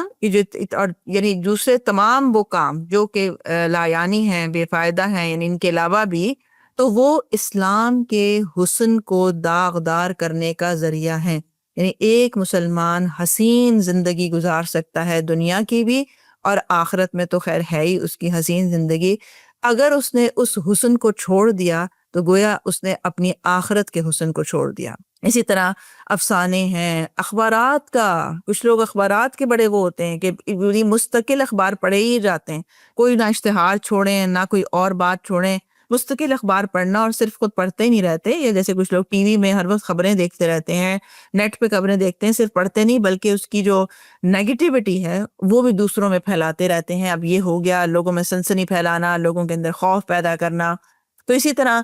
جیسے کھیلوں میں دیکھیں تو بہت سارے کھیل ایسے ہیں جو کہ اسلام کے لیے فائدہ مند ہے، جیسے تیر اندازی سیکھنا ہے، گھڑ سواری سیکھنا ہے، یا اگر آج کل کی کوئی ایسی چیز ہے جو انسان کے اسلام کو فائدہ دے گی، اس کے اسلامی ملک کو فائدہ دے گی، وہ والی ٹیکنالوجی سیکھنا ہے، وہاں تک تو ٹھیک ہے. لیکن بلا وجہ کوئی ایسے چیزیں سیکھتے رہنا جا کھیل کھیلتے رہنا جس کا کوئی فائدہ، مثلاً تاش کھیلنا جو کہ ویسے ہی وقت کا ضیاع ہو جاتا ہے. تو یہ سب چیزیں بھی جو ہے وہ لایانی اور بے مقصد ہیں جن سے اجتناب کرنا چاہیے. تو گویا اس سے یہ بھی بات ایک سمجھ میں آتی ہے کہ انسان کو اپنے شوق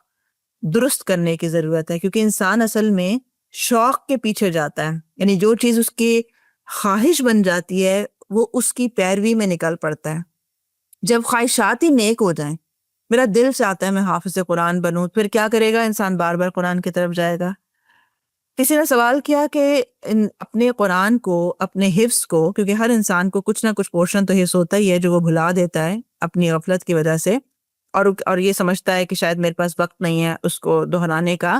تو کسی نے پوچھا کہ اپنے حفظ کو پکا رکھنے کا طریقہ کیا ہے؟ تو فرمایا گیا کہ اتنا قرآن اٹھاؤ جتنا موبائل اٹھاتے ہو، تو پھر آپ دیکھیں کہ آپ قرآن کے کتنے بڑے ماہر بن سکتے ہیں. تو یہی بات صحیح ہے کہ وقت کا، اپنی ایکٹیویٹیز کا، اپنی خواہشات کا، اپنے جو ہمارے روٹین ہے اسے درست کرنے کی ضرورت ہے کہ میرے پاس جو وقت ہے اسے مجھے آج اس بلاک کو لگانا کہاں ہے. اگر ایک ایک گھنٹہ لکھا جائے صبح سے جب آپ اٹھتے ہیں رات تک سوتے ہیں، اس کو کہاں لگایا جائے. مثلا آپ دیکھیں کہ جن لوگوں کو تہجد پہ اٹھنا ہوتا ہے یا جن کے زندگی ایک بہت ڈسپلن ہوتی ہے، وہ رات کو بہت جلدی سوتے ہیں، اور ان کا کہنا یہ ہوتا ہے کیونکہ ہمیں صبح بہت ارلی اٹھنا ہوتا ہے اس لیے ہم رات کو جلدی سوتے ہیں. گویا مقاصد بالکل کلیئر ہیں، لیکن جس کی زندگی کا کوئی مقصد ہی نہیں ہے کہ وہ رات کو 3 بجے کیوں سویا، کیا کر رہا تھا، صبح 12 بجے تک کیوں سو رہا تھا، کیوں سو رہا، کیا وجہ تھی اس کی. تو یہ سب ایک بے مقصد زندگی، لایانی زندگی کی علامت ہوتی ہے جب انسان کے پاس کرنے کے لیے کوئی واضح گول نہ ہو. جبکہ دنیا میں انسان کا مقصد حیات اللہ سبحانہ و تعالیٰ نے عبادت کرنا، اطاعت کرنا، خدمت کرنا، اور اس کے ذریعے سے اپنی آخرت کی کمائی کو زیادہ سے زیادہ بڑھا لینا، جس کی کوئی انتہا نہیں رکھی گئی. یعنی تقویٰ کی کوئی لمٹ اللہ نے نہیں رکھی، نیکیوں کی کوئی لمٹ نہیں رکھی. آپ کرتے جائیں اور جنت کے اعلیٰ درجوں میں اوپر چڑھتے جائیں. لیکن یہ کب کریں گے؟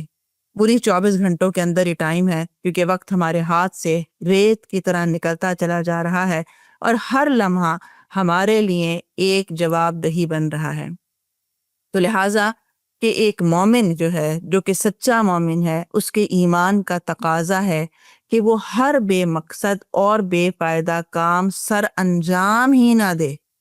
جس میں بعد میں اس کو ایک ندامت ہو، شرمندگی ہو، توبہ کرنی پڑے، معذرت کرنی پڑے، سوری کہنا پڑے. یعنی ان تمام کاموں سے نکل جائیں جس میں انسان کو وضاحتیں دینا پڑتی ہیں. نہیں، میرا مقصد یہ نہیں تھا، میرا مطلب یہ نہیں تھا. یہ سب بھی کس چیز کی علامت ہوتا ہے؟ غیر ضروری طور پر لوگوں کی پرائیویسی میں جو انسان انٹر ہو جاتا ہے تو پھر کچھ نہ کچھ اس سے ایسا ہوتا رہتا ہے. اسی طرح وقت کاٹنے کے لیے زندگی گزارنا، ایک ہوتا ہے وقت گزارنا اور ایک ہوتا ہے زندگی کا گزر جانا. تو زندگی گزارنے اور زندگی گزر جانے میں بھی بڑا فرق ہوتا ہے. تو لہٰذا جو اللہ کی عبادت اور اس کی رضامندی حاصل کرنے کے لیے زندگی گزار رہا ہے تو اس کے جو اعمال ہیں وہ مقصد حیات کے منافی نہیں ہو سکتے. وہ اصلاح دین کے لیے ہوں گے اور تمام کے تمام کا مقصد ہوگا میں امی کی خدمت کیوں کروں، میں اپنے والدین کا احترام کیوں کروں، کیونکہ یہ اللہ تعالیٰ نے مجھے حکم دیا اور اس پر مجھے اجر ملے گا. گویا کمائی کی فکر رہنا کہ میری آخرت جو ہے اس کے لیے میں کچھ کما سکوں. پھر اسی طرح جو اللہ سے، اپنے مالک سے سچا ہو جاتا ہے وہ اس کے دیے ہوئے اوقات میں خیانت کرنے سے بچتا ہے. یا جو ہم سب کی زندگی ہے یہ اللہ سبحانہ و تعالیٰ نے کیوں بنائی ہے؟ لِيَبْلُوَكُمْ أَيُّكُمْ أَحْسَنُ عَمَلًا، تاکہ وہ دیکھے کہ تم میں سے سب سے بہترین اعمال کون کرتا ہے. گویا کمپٹیشن اسی بات کا ہے کہ کون اعلیٰ سے اعلیٰ جنت میں جانے کے لیے کام کرتا ہے. تو اس وقت میں جو سچا ہوگا اپنے مالک کے ساتھ وہ اس کی ہر اس کام سے بچے گا جو اس کو ناپسند ہے یا اس کی رضا کے منافی ہوگا. تو یہ وہ چیزیں ہیں کہ جس میں دیکھنے کی ضرورت ہے ہماری زندگی کے اندر کہ میں کہاں کہاں لایانی میں مبتلا ہوں. اب ہم سب اپنا اپنا جائزہ لے سکتے ہیں، یعنی اپنی گفتگو سے لے کر اپنے روٹین میں. پھر اسی طرح جسم کے دیگر اعضاء کی طرح زبان جو ہے اس سے سرزد ہونے والے اقوال کی حفاظت بڑی لازمی ہے. یعنی انسان سب سے پہلے تو کیونکہ بہت زیادہ لا یعنی جو ہے وہ زبان سے ہی سب سے زیادہ ہوتا ہے، لہٰذا اگر اس پر پہرے لگائے جائیں اور سوچ سمجھ کر بات کرنے کا اس پہ ایک لازم کر لیا جائے تو پھر آپ دیکھیں آپ کتنی گفتگو کر پاتے ہیں۔ یہی وجہ ہے کہ جب کہا جائے نا کسی اور کی بات نہ کریں تو انسان کو سمجھ میں نہیں آتا پھر میں بات کیا کروں، کیوں؟ وجہ کیا ہے کہ اگر صرف لغویات نکال دیں، لا یعنی نکال دیں، تو پیچھے جو رہ جاتا ہے وہ یا تو خاموشی رہ جاتی ہے یا کوئی اچھی بات رہ جاتی ہے۔ تو یہی وہ چیزیں ہیں کہ جس کے پر ترغیب دی جا رہی ہے کہ انسان جب دینی یا دنیاوی لحاظ سے جب کوئی اچھی بات کرتا ہے تو اس کے لیے بھلائی اور خیر جمع ہوتی ہے، کیونکہ بعض دفعہ انسان کا کلام ہی اس کی نعمتوں کو چھین لیتا ہے۔ اور اسی لیے اللہ تعالیٰ کا ارشاد ہے کہ لا خیر فی کثیر من نجواہم الا من امر بصدقۃ او معروف او اصلاح بین الناس، کہ ان کے اکثر جو نجوا ہیں، جو ان کی سرگوشیاں ہیں، اس میں کوئی خیر بھلائی نہیں ہوتی۔ یہ جو آپس میں نا کانوں میں باتیں کرتے رہنا، جو ساتھ بیٹھا ہوا اس کے ساتھ شروع ہو جانا، مگر یہ کہ جو حکم دے کسی اچھی بھلائی کا، یعنی صدقے کا حکم دے، معروف کا حکم دے، یا لوگوں میں صلح کرانے کی جو بات کرے، ورنہ عمومی طور پر جو لوگ بیٹھے ہوئے باتیں کرتے ہیں ان میں خیر نہیں ہوتی ہے۔ اب ذرا دیکھ لیں شادیاں جہاں لوگ جمع ہوتے ہیں سارے، وہ سب کیا کر رہے ہوتے ہیں؟ خیر بھلائی بانٹ رہے ہوتے ہیں ایک دوسرے کو۔ اللہ ماشاء اللہ کہ کسی کے پاس کوئی ایسی بات ہو اور وہ دوسرے کے ساتھ بیٹھے ہوئے کوئی اس کو قرآن کی بات بتا دے، کوئی اور اچھی بات رہنمائی کر دے، کوئی ڈاکٹر ہے تو کسی کا مسئلہ حل کر دے، تو دیکھیں میرے اندر کون سا علم، کون سی صلاحیت ہے جس سے میں دوسرے کو فیض پہنچا سکتی ہوں۔ اسی طرح رسول اللہ صلی اللہ علیہ وسلم کا بھی ارشاد ہے کہ جو اللہ اور روز آخرت پر ایمان رکھتا ہے اسے چاہیے کہ بات کہے تو اچھی کہے ورنہ خاموش رہے۔ گویا خاموشی خود عبادت بن جاتی ہے جب انسان لا یعنی سے بچنے کے لیے خاموشی اختیار کر رہا ہو، یعنی اسے یہ پتا ہو کہ اگر میں نے اب غصے کی حالت میں کچھ بولا تو میں کوئی غلط بات کر دوں گی جو میرے خلاف جو ہے وہ ایک حجت بن جائے گا قیامت میں، یا مجھے اس کا جواب دہی کرنا پڑے گی، لہٰذا اس وقت اس کی خاموشی عبادت ہے۔ اس کا دل چاہ رہا ہے کہ کسی کو تانا دے دے، کسی کی کوئی عیب ظاہر کر دے کیونکہ اب اس پہ غصہ ہے، اور وہ اپنی زبان کو لیکن خاموش رکھتا ہے صرف اس لیے کہ کسی کی عیب جوئی کرنے سے منع کیا گیا ہے، گویا اس وقت یہ خاموشی خود اس کے لیے بہت بڑی نعمت اور بہت بڑی عبادت ہے۔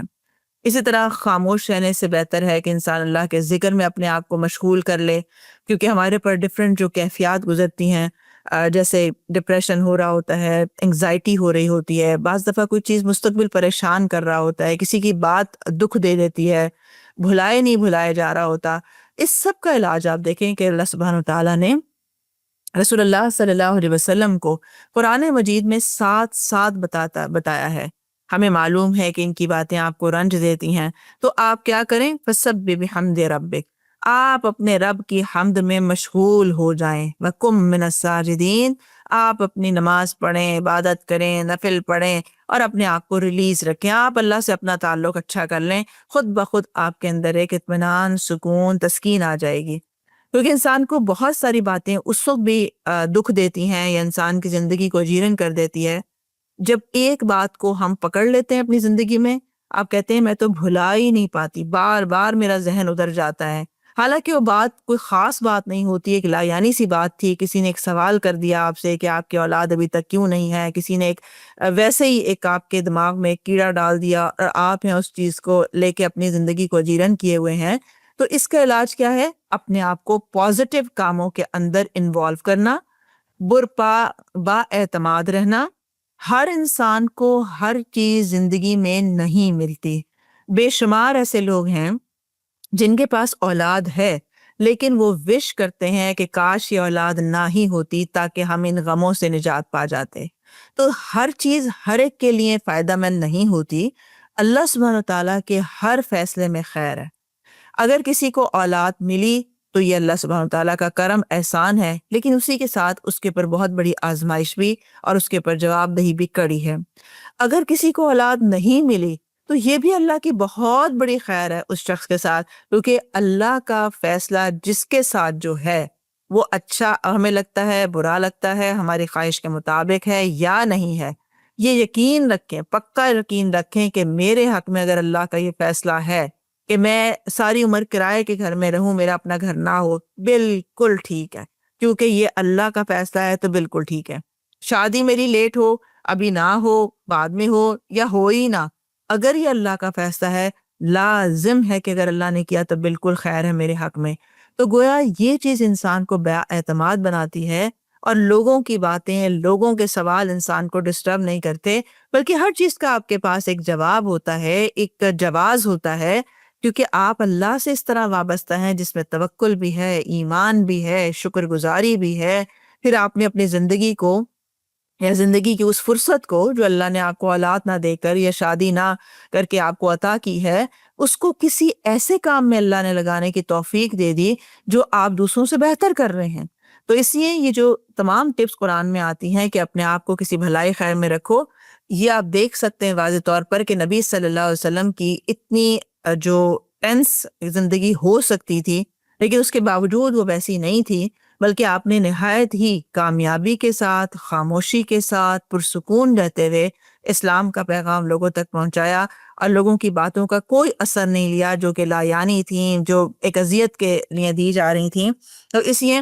ان لوگوں میں شامل نہ ہوں جو دوسروں کو اذیت دیتے ہیں لا یعنی باتوں سے، اور ان میں بھی شامل نہ ہوں جو ان لا یعنی باتوں کا اثر لیتے ہیں اور بیمار پڑ جاتے ہیں، سائیکو ہو جاتے ہیں، فرسٹریشن میں چلے جاتے ہیں۔ بی کانفیڈنٹ، ہمارے اندر اتنی صلاحیت ہونی چاہیے کہ ہمیں یہ پتا ہو کہ اس کو کس کی بات سننے والی ہے اور کس کی بات کو کوئی اہمیت نہیں دینا، یعنی اس کی بات کا وزن ہی کوئی نہیں ہے، کہنے والے کو تو دیکھیں وہ بات کون کر رہا ہے۔ تو اس لیے اپنے آپ کو دونوں کیٹیگریز میں بیلنس رکھنا ہے۔ اسی طرح جو لا یعنی کام ہے، گفتگو ہے، یا کچھ بھی جو لا یعنی ہے، وہ بہت بڑے بڑے فتنوں اور فساد کا ذریعہ بن جاتا ہے، اور اس کا خمیازہ بعض دفعہ انسان کو دنیا میں ہی بھگتنا پڑتا ہے، کیونکہ لا یعنی میں پڑھنے کے بعد بعض دفعہ آپ دیکھیں دوست احباب ایسے مل جاتے ہیں جو نشے کا عادی بنا دیتے ہیں، یا انسان کو پڑھائی سے دور کر دیتے ہیں، اور بچے کی رغبت ہی ختم ہو جاتی ہے، وہ کہیں کا کہیں نکل جاتا ہے، مستقبل تباہ ہو جاتا ہے، ایمان چلا جاتا ہے، نسلیں بگڑ جاتی ہیں۔ تو گویا لا یعنی کوئی ایک معمولی بات نہیں ہے، بلکہ آہستہ آہستہ انسان کی جڑیں کمزور کرتی ہے۔ اسی طرح اکابر فرماتے ہیں کہ بات کہنے کی یا کوئی کام کرنے کی 4 قسمیں ہوتی ہیں۔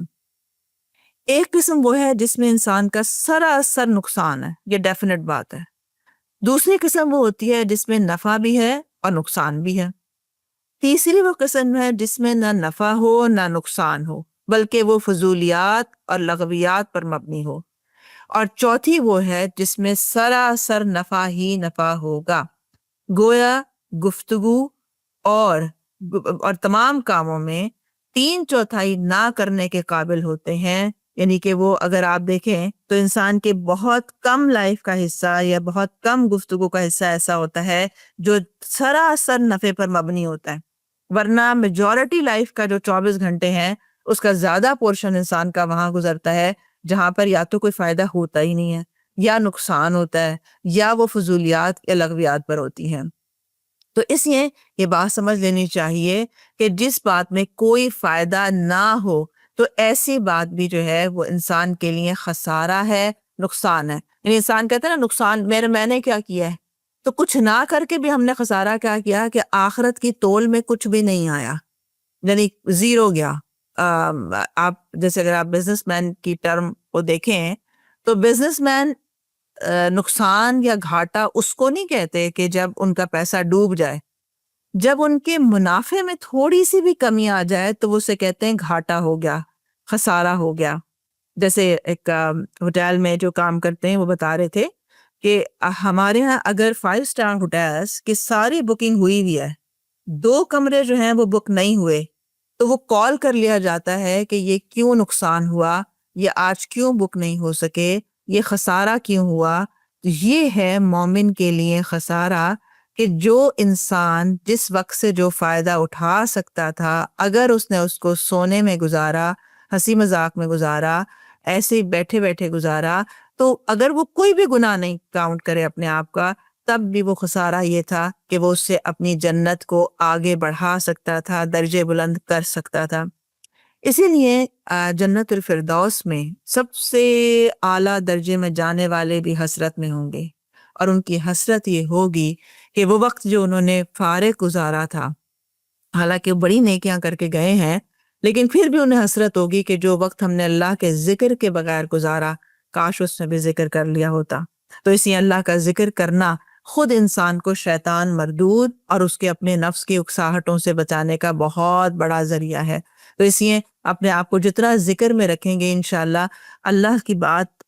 کی جو رغبت ہے وہ دل پر بار بار آپ کسی کا ذکر کریں نا تو آہستہ آہستہ اس کی محبت پیدا ہونا شروع ہو جاتی ہے،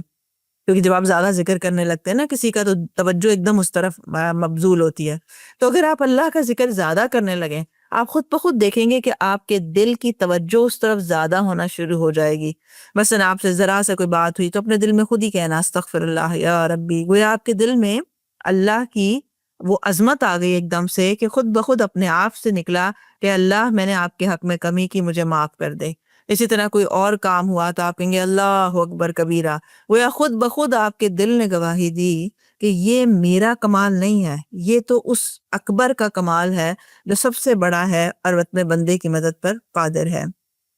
تو اس لیے اپنے آپ کو منفعت میں ڈھالنے کے لیے ضروری ہے کہ کسی نفع بخش کام میں مشغول کیا جائے۔ اب اگر یہ کہا جائے نا کہ لا یعنی کام نہ کریں تو انسان کہتا ہے پھر میں کام کیا کروں؟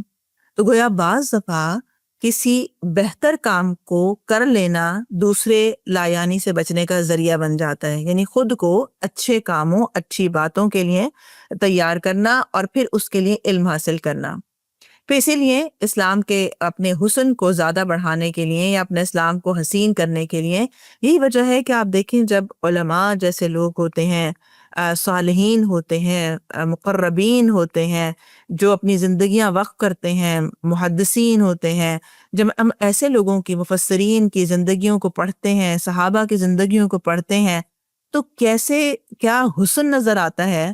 کیسا رشک آتا ہے، اور واقعی انسان کہتا ہے اسلام اتنا حسین ہے کہ جو اسلام میں واقعی ڈھل جاتا ہے اس کی زندگی ایسے ہو جاتی ہے کہ دنیا رشک کرتی ہے اور تا قیامت ان کا نام ایسے احترام سے لیا جاتا ہے۔ تو اس لیے اس چیز کا بھی اہتمام کرنا چاہیے کہ صرف اسلام میں نہیں رہنا، ایک کم درجے کے اسلام میں زندگی نہیں گزروانی، صرف ایک نام کا مسلمان رہ کے نہیں جینا، بلکہ اپنی بات، اپنے قول، اپنے افعال اور اپنا جو زندگی کا لائف اسٹائل ہے وہ ایسا ہو کہ وہ دوسروں کے لیے بھی ایک مثال ٹھہرے۔ اسی طرح اچھی بات کہنا صدقہ ہے،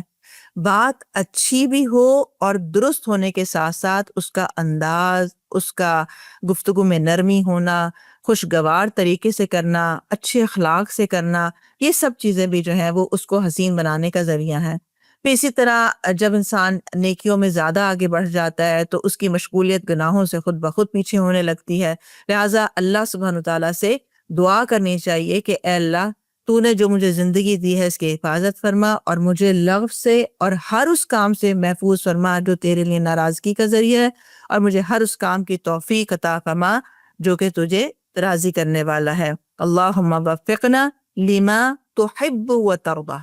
جو آپ کو محبوب ہے میرا وقت اس میں لگوا دیں، جو آپ کو پسند ہے مجھ سے وہ کام لے لے، جیسی نماز آپ کو اچھی لگتی ہے مجھے وہ نماز پڑھوا دے، جیسا قرآن میں مشغولیت آپ کو پسند ہے مجھے ویسے مشغول کر دے۔ تو ان میں سے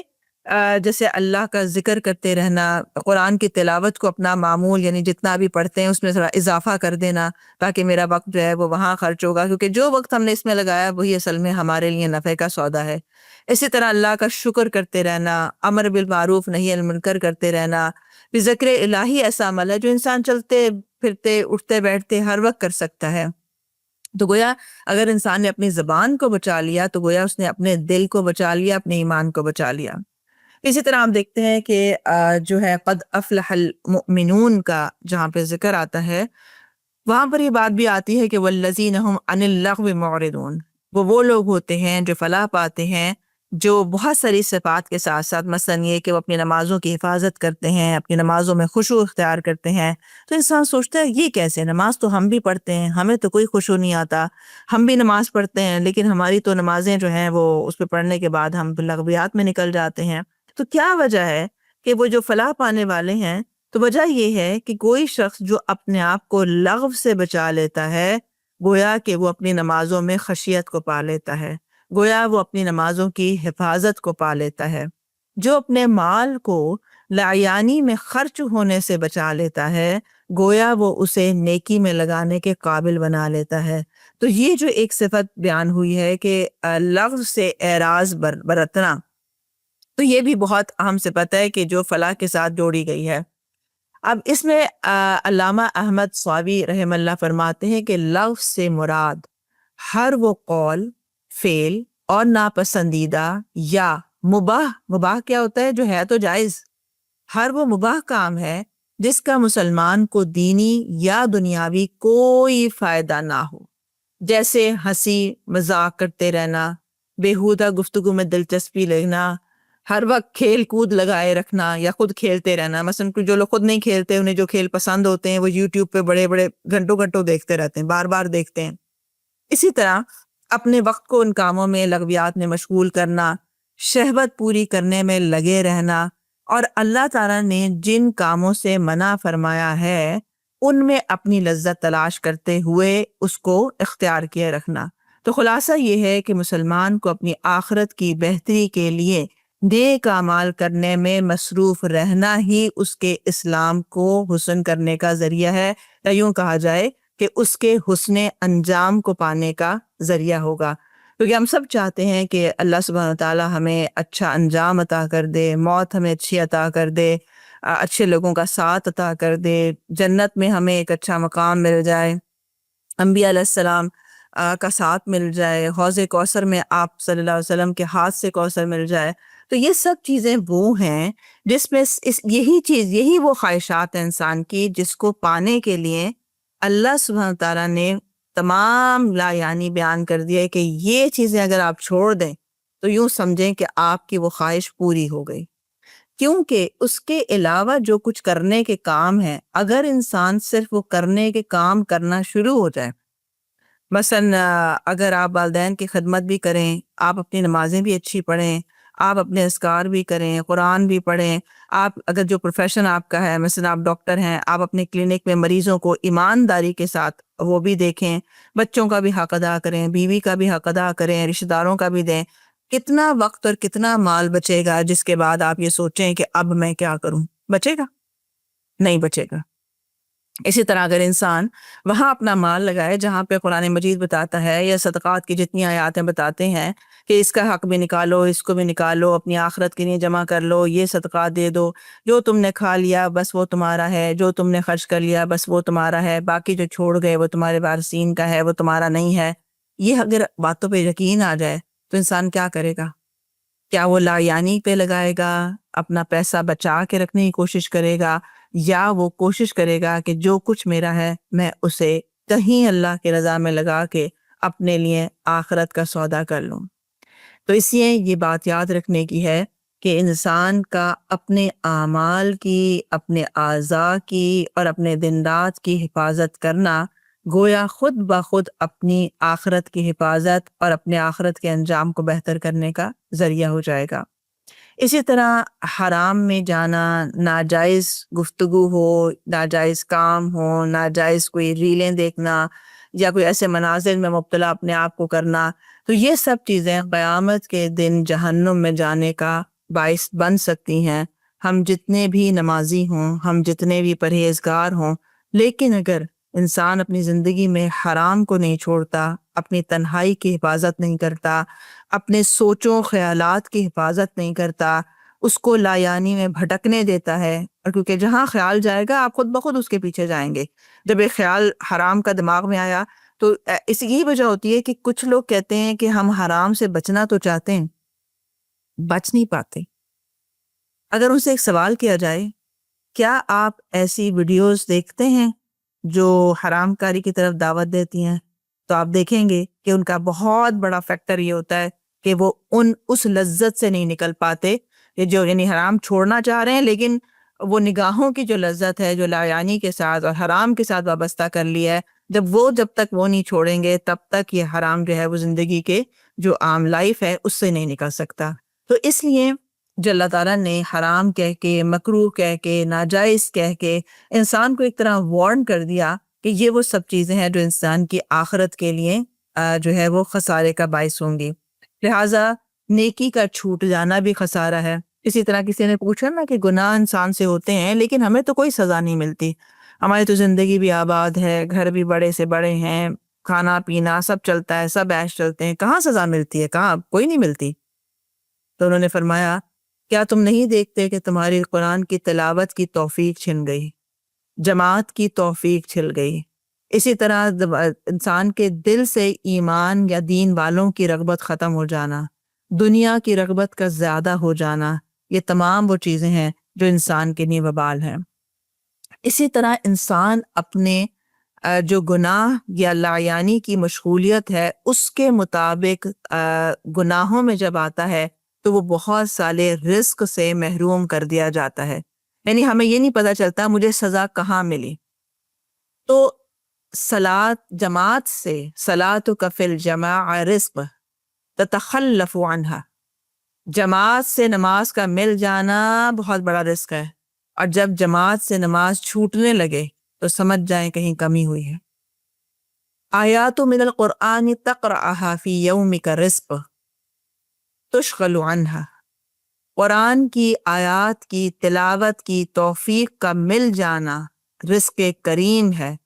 اور اس کا چھوٹ جانا رزق میں کمی ہے۔ المرأۃ الطیبہ کزوج رزق، کسی نیک عورت کا ساتھ مل جانا کہ بطور زوج کے کسی نیک مرد کا، کسی نیک عورت کا آپ کا زندگی کا ساتھی بن جانا رزق ہے، اور کسی ایسے کا آپ کی زندگی میں آ جانا، مثلا بعض لوگ ہوتے ہیں اچھی بلی بیویاں ہوتی ہیں، گھروں میں بیٹھی ہوتی ہیں، لیکن وہ باہر عورتوں سے دوستیاں کرتے رہتے ہیں، تو کیا ہوا؟ وہ جو طیب رزق تھا وہ اس کے نصیب میں نہیں لکھا تھا، کیونکہ اس نے اپنے آپ کو حرام میں ملوث کر لیا۔ ایک عالم کا میں سن رہی تھی کہ بہت ہی انہوں نے ایک درست بات کہہ رہے تھے، وہ انہوں نے کہا کہ ایک شخص تھا،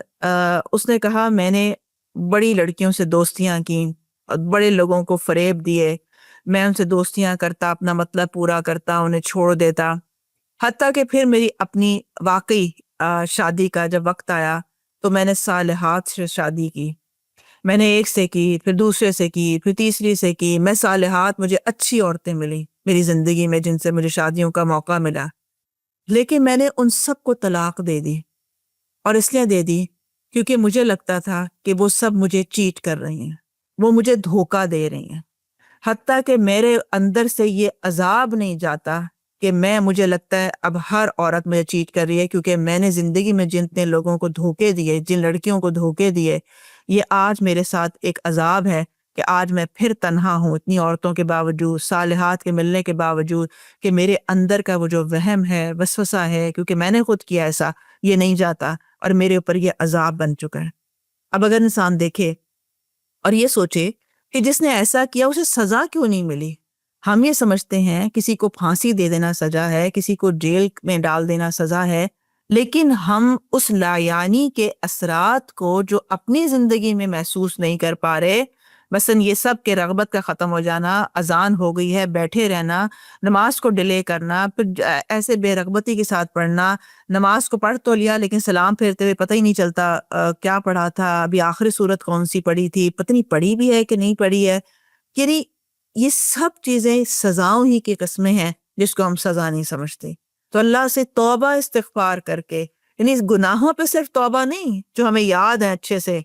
اس پہ توبہ کہ یا اللہ میں نے غفلت میں جو زندگی گزاری اور لا یعنی کے اپنی جان کو کھپایا، لا یعنی کے اندر صرف کیا، جو گھل تو رہی تھی نا، زندگی گزر رہی تھی، جان جا رہی تھی، صحت خراب ہو رہی تھی، اس کے اندر جو گیا، جو وقت لگایا، پھر جن کے ساتھ میں نے کیا، یعنی حساب صرف یہ نہیں ہے کہ میں نے اپنا وقت کہاں ضائع کیا، حساب یہ بھی ہے کہ میں نے جس کو اپنے ساتھ ضائع کیا، یعنی میں نے جس دوست کا وقت ضائع کیا، میں نے جس بہن کا وقت ضائع کیا، میں نے جس اپنے اسپاؤس کا وقت ضائع کیا، میں نے جس کا ساتھ میں نے رکھ کے اس کو بھی جو برباد کیا یا اپنے اس راہ پہ لگایا، تو اس کا بھی تو حساب میرے ذمے پہ ہے۔ اسی طرح دل کے اصلاح کے اسباب میں سے ہے کہ ابن تیمیہ رحمہ اللہ نے فرمایا لازم ہے کہ بندے کے لیے ایسے اوقات ہوں جن میں وہ اپنے آپ، اپنے نفس کے ساتھ بالکل اکیلا ہو، اپنی دعا میں، اپنے ذکر میں، اپنی نماز میں، اپنے تفکر اور تدبر میں، اپنے نفس کے محاسبے میں، اپنے دل کی اصلاح کے لیے، اور جو بھی وہ مخصوص کرے یا چنے ان کاموں میں سے کرنے کے لیے، تو ان میں کسی اور کو شریک نہ کرے۔ اپنے نفس کی اصلاح کے لیے ضروری ہے، جب ذکر کر رہا ہے تو بس ذکر ہی کر رہا ہے، یہ نہیں ہے کہ ہاتھ سے ذکر ہو رہا ہے آگے ٹی وی چل رہا ہے۔ جب نماز پڑھ رہا ہے تو بس نماز ہی پڑھ رہا ہے، اپنے نفس کو باندھ کے ادھر رکھے۔ اگر وہ قرآن میں تفکر تدبر کر رہا ہے، بس وہ قرآن ہی پڑھ رہا ہے، قرآن پڑھتے پڑھتے دماغ کہیں اور نہ جا رہا ہو۔ اپنا نفس کا محاسبہ کر رہا ہے تو ایمانداری سے محاسبہ کر رہا ہے، دلیلیں نہ دے، اس کے جواز نہ پیش کرے کہ میں نے یہ اس لیے اور اس لیے کیا تھا۔ تو انسان کے پاس دن کے اوقات میں سے لازم ہے کہ وقت ایسا ہو جس میں وہ اپنا محاسبہ کرنے کے لیے اللہ کے ساتھ سچا ہو سکے، کیونکہ انسان کا تقریباً ہر وقت ہی دوسروں سے آمنا سامنا رہتا ہے، ہر وقت سوشل سرکل میں مشغولیت کی وجہ سے عبادات، تلاوت اور باقی نیکیوں کے کام جو ہیں وہ بس ایک روٹین بن جاتے ہیں۔ پڑھ لی نماز، ٹک لگ گیا، پتہ نہیں وہ اب ٹک جو تھا وہ لگا بھی ہے کہ نہیں یہ نہیں پتا، بس ایک ہاں کر دی، حالانکہ جب نماز کو دیکھا، جائزہ لیا، حاضر نہیں تھے اس میں، حاضری لگائی لیکن خود حاضر نہیں تھے۔ تو اور اسی طرح آہستہ آہستہ یہ اسی سوشل سرکلز کو میں انوالو ہوتے ہوتے، مشغولیات اپنی بڑھاتے بڑھاتے، انسان کے اندر سے اللہ کی رغبت، اس کی محبت، اس کی طرف توجہ، اس کا اپنی زندگی میں ہونا، اتنے قریب ہونا، رحیم ہونا، کریم ہونا، اس کا اپنی طرف بلانا، حی علی الصلاح کہہ کے دعوت دینا، فلاح کی دعوت دینا، سب کان سننا چھوڑ دیتے ہیں، دماغ جو ہے اس طرف جانا بند کر دیتا ہے، دل کسی اور طرف مشغول ہوتا ہے، حتیٰ کہ وہ لذت، وہ حلاوت جو نماز سے ملنی چاہیے، جو قرآن سے ملنی چاہیے، جو نیک صحبت سے ملنی چاہیے، جو انسان کو ایک طلب یا کمی محسوس ہونی چاہیے کہ مجھے علم حاصل کرنا چاہیے، کتنے دن ہو گئے میں نے کوئی حدیث ہی نہیں سنی، کتنے دن ہو گئے میں نے قرآن کی کوئی تفسیر نہیں سنی، کسی ایسی مجلس کو نہیں سنا، وہ سب رغبت ختم ہو جاتی ہے۔ اور تب انسان کو اندازہ ہی نہیں ہو پاتا کہ اس کے اندر کس کس قسم کے کتنے فساد جو ہیں وہ جنم لینا شروع ہو گئے ہیں۔ تو جس طرح ہر مشین، ہر ڈیوائس کو کچھ عرصے کے بعد فل سکیننگ کی ضرورت ہوتی ہے، تو انسان کو بھی اپنے دل کا، اپنے نفس کا جائزہ لینا چاہیے، ایمان کی تجدید کرنی چاہیے، اپنا محاسبے پر کام کرنا چاہیے، اپنی عبادات کا، اپنے خشوع کا جائزہ لینا چاہیے، اللہ کی یاد کا جائزہ لینا چاہیے، اللہ سے سرگوشیاں کرنے میں وقت لگانا چاہیے، اپنی دعائیں مکمل یکسوئی کے ساتھ مانگنے کے لیے اپنے آپ کو فارغ کرنا چاہیے، کیونکہ کتنے ایسے کام ہیں جو نہیں ہوئے ہیں، نہیں ہو رہے ہیں، ہم کہے بڑی دعا کر لی، حالانکہ ہمیں معلوم ہے کہ ہم نے یکسو سے کوئی دعا نہیں کی، ہمیں معلوم ہے کہ ہم نے وہ حق ادا نہیں کیا جو کرنا چاہیے تھا۔ لہٰذا اپنے آپ کے ساتھ سچا ہوتے ہوئے اور کھینچ کھینچ کے یہ کرنا پڑے گا، جیسے ہوتا ہے نا، جو بچوں سے آپ کو کام کرانا ہوتا ہے، سکھانا ہوتا ہے اور ان کے بھلے کا ہوتا ہے، تو آپ کیسے ان کے پر پہرے لگا کے وہ کام کراتے ہیں۔ تو وہ چیز جو انسان کی روح کو تازہ کر دے، ذہنی سکون دے دے، پریشانیاں دور کر دے، انسان کے ڈپریشن آج کے دور کر دے، اس کی فرسٹریشن کو دور کر دے، وہ یہی ایک چیز ہے کہ بس لا یعنی سے نکل جائے،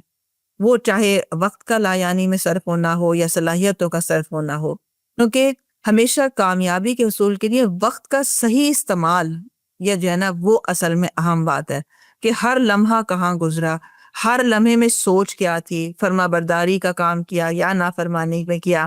کیونکہ ہم دیکھتے ہیں کہ تاریخ میں جتنے کامیاب لوگ گزرے ہیں نا، وہ انبیاء سے کو لے لیں، صحابہ کو لے لیں، کسی دنیاوی طور پہ کامیاب انسان کو لے لیں جنہوں نے ایجادات کی، یا آج بھی جو لوگ کہیں نہ کہیں کامیاب بزنس مین ہیں یا کچھ اور بھی ہیں، جو بھی کامیابی کا معیار جس کے نزدیک ہے، اگر آپ دیکھیں تو ان کی زندگی کا مطالعہ کریں تو ان کی زندگی میں برکت اور سعادت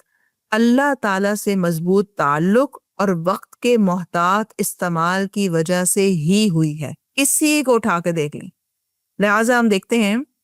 کہ ہمارے جو اسلاف تھے، جو اکابر تھے، ان کی زندگی میں اتنی ڈھیروں برکت کیسے تھی،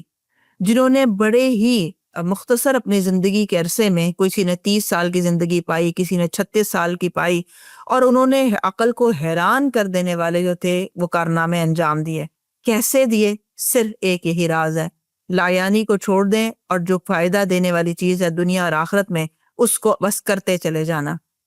علامہ شہاب الدین محمود آلوسی مفسر قرآن نے اپنی رات کے اوقات کو 3 حصوں میں تقسیم کر رکھا تھا۔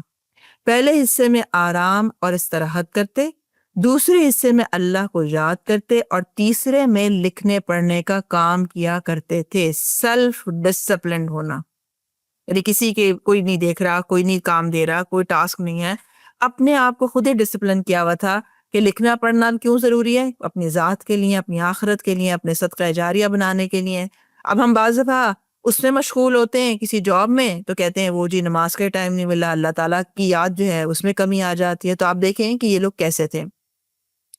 ابن جریر طبری کے حالات میں صاحب البدایہ والنہایہ نے لکھا ہے کہ وہ مسلسل 40 سال تک لکھتے رہے اور روزانہ 40 ورق لکھا کرتے تھے. آج ہمیں سے کوئی کہے کہ میں نے سارا دن کہاں گزارا اور کیا ایسا کام کیا جو میرے لیے قیامت میں میرے میزان کو بھرنے کا ذریعہ ہو جائے گا یا میرے بعد ایک اچھے آثار کا ذریعہ ہوگا، تو ہمارے پاس ہے کسی کے پاس جواز اس بات کا؟ اور یہ کیسے تھے، 40 ورق کیسے لکھتے تھے اور 40 سال مسلسل ایک کام کرتے رہے؟ تو یہ جو استقامت اور دوام ہے نیکی کے اوپر، یہ ایک بہت بڑی کنجی ہے. جیسے ہی آپ نے یہ دوام چھوڑا یا ذرا سا اپنے آپ کو جھول دیا، لا یعنی انٹر ہو جائے گا لائف کے اندر. علامہ نووی نے بستان میں ایک متعمد شخص سے نقل کیا ہے کہ میں نے امام غزالی کی تصانیف اور ان کی عمر کا حساب لگایا تو روزانہ اوسط 4 کراسہ پڑھا، یعنی کہ جو میں نے کاپیاں 4 کاپیاں جو تھیں ان کی، وہ پڑھا کہ وہ کتنا لکھا کرتے تھے. کراسہ 4 صفحوں کا ہوتا ہے، یعنی 16 صفحے روزانہ ہوئے. اور علامہ طبری، ابن جوزی، علامہ سیوطی کی تصانیف کا روزانہ اوسط اس سے بھی زیادہ ہوا کرتا تھا، جو کہ وہ روز لکھ لیا کرتے تھے. کہاں سے آئی اتنی برکت، کہاں سے آیا اتنا علم، کہاں سے آیا اتنا لکھنے کی صلاحیت؟ کیونکہ جو جتنا زیادہ قرآن اور حدیث کے ساتھ وقت گزارے گا، اللہ اس کی صلاحیتوں میں برکت دیتا ہے، اس کی عقل میں برکت دیتا ہے، اسے سکھا دیتا ہے. اللہم ارنا مناسکنا، اے اللہ ہمیں سکھا دے. واتقوا اللہ یعلمکم اللہ، تم تقوی کرو اللہ سے، اللہ تمہیں سکھا دے گا اور علم دے دے گا جو تم نیکی بھلائی کرنا چاہو گے. اب وقت کی حفاظت کیسے کریں؟ مقصد حیات اور آخرت کی کامیابی کو اپنی نگاہوں کے سامنے رکھیں. مقصد کیا کرنے آئے تھے، آخرت میں کیا کامیاب ہونا ہے تو کیا کرنا ہوگا. فرائض، واجبات اور نوافل کے اعتبار سے اپنے کاموں کی ترتیب باقاعدہ طور پہ بنائی جائے. یہ میرے فرائض ہیں، وہ صرف فرائض کا مطلب نماز کا فرض نہیں ہے. مثلا اپنے گھر والوں کے کیا فرائض ہیں، والدین کے کیا فرائض ہیں، اپنی ڈیوٹی پہ جاتے ہیں اس کے کیا فرائض ہیں، کیا نوافل ہیں، اس کی ترتیب بنائی جائے. کون سا کام کم اور کیسے کرنا ہے اس کی پلاننگ کی جائے. فضول خواہشات، لایانی گفتگو اور گناہ کے کاموں سے مکمل دور اپنے آپ کو رکھا جائے اور اللہ سے بہت دعا کی جائے کہ اللہ میری حفاظت فرما. موبائل، ٹی وی، انٹرنیٹ کا استعمال محدود رکھا جائے، یعنی اپنے آپ کو کھلا نہ چھوڑ دیا جائے کہ جب موبائل اٹھایا کرنے کچھ بیٹھے تھے اور ہو کچھ رہا ہوتا ہے. دینی مجالس میں شرکت اور دینی کتب کے مطالعے کا شوق اپنے اندر پیدا کیا جائے، یعنی کوئی نہ کوئی کتاب ایسی خرید لیں تاکہ مجھے پتا ہو مجھے پڑھنی ہے. دیکھیں کہ میں کون سی کتاب ابھی تک میں نے نہیں پڑھی، مثلا کوئی تفسیری شروع کر دیں، حدیث شروع کر دیں، کوئی حسن اخلاق پہ شروع کر دیں، سیرت صحابہ شروع کر دیں، سیرت نبی کی کتاب آپ کے پاس ہو. کتاب ہوگی تو یہ ریپلیسمنٹ ہوگا ان لایانی چیزوں کا. پھر اسی طرح دینی مجالس میں شرکت اور دینی کتب کے مطالعے کا شوق پیدا کریں. مقررہ اوقات میں عبادت کریں.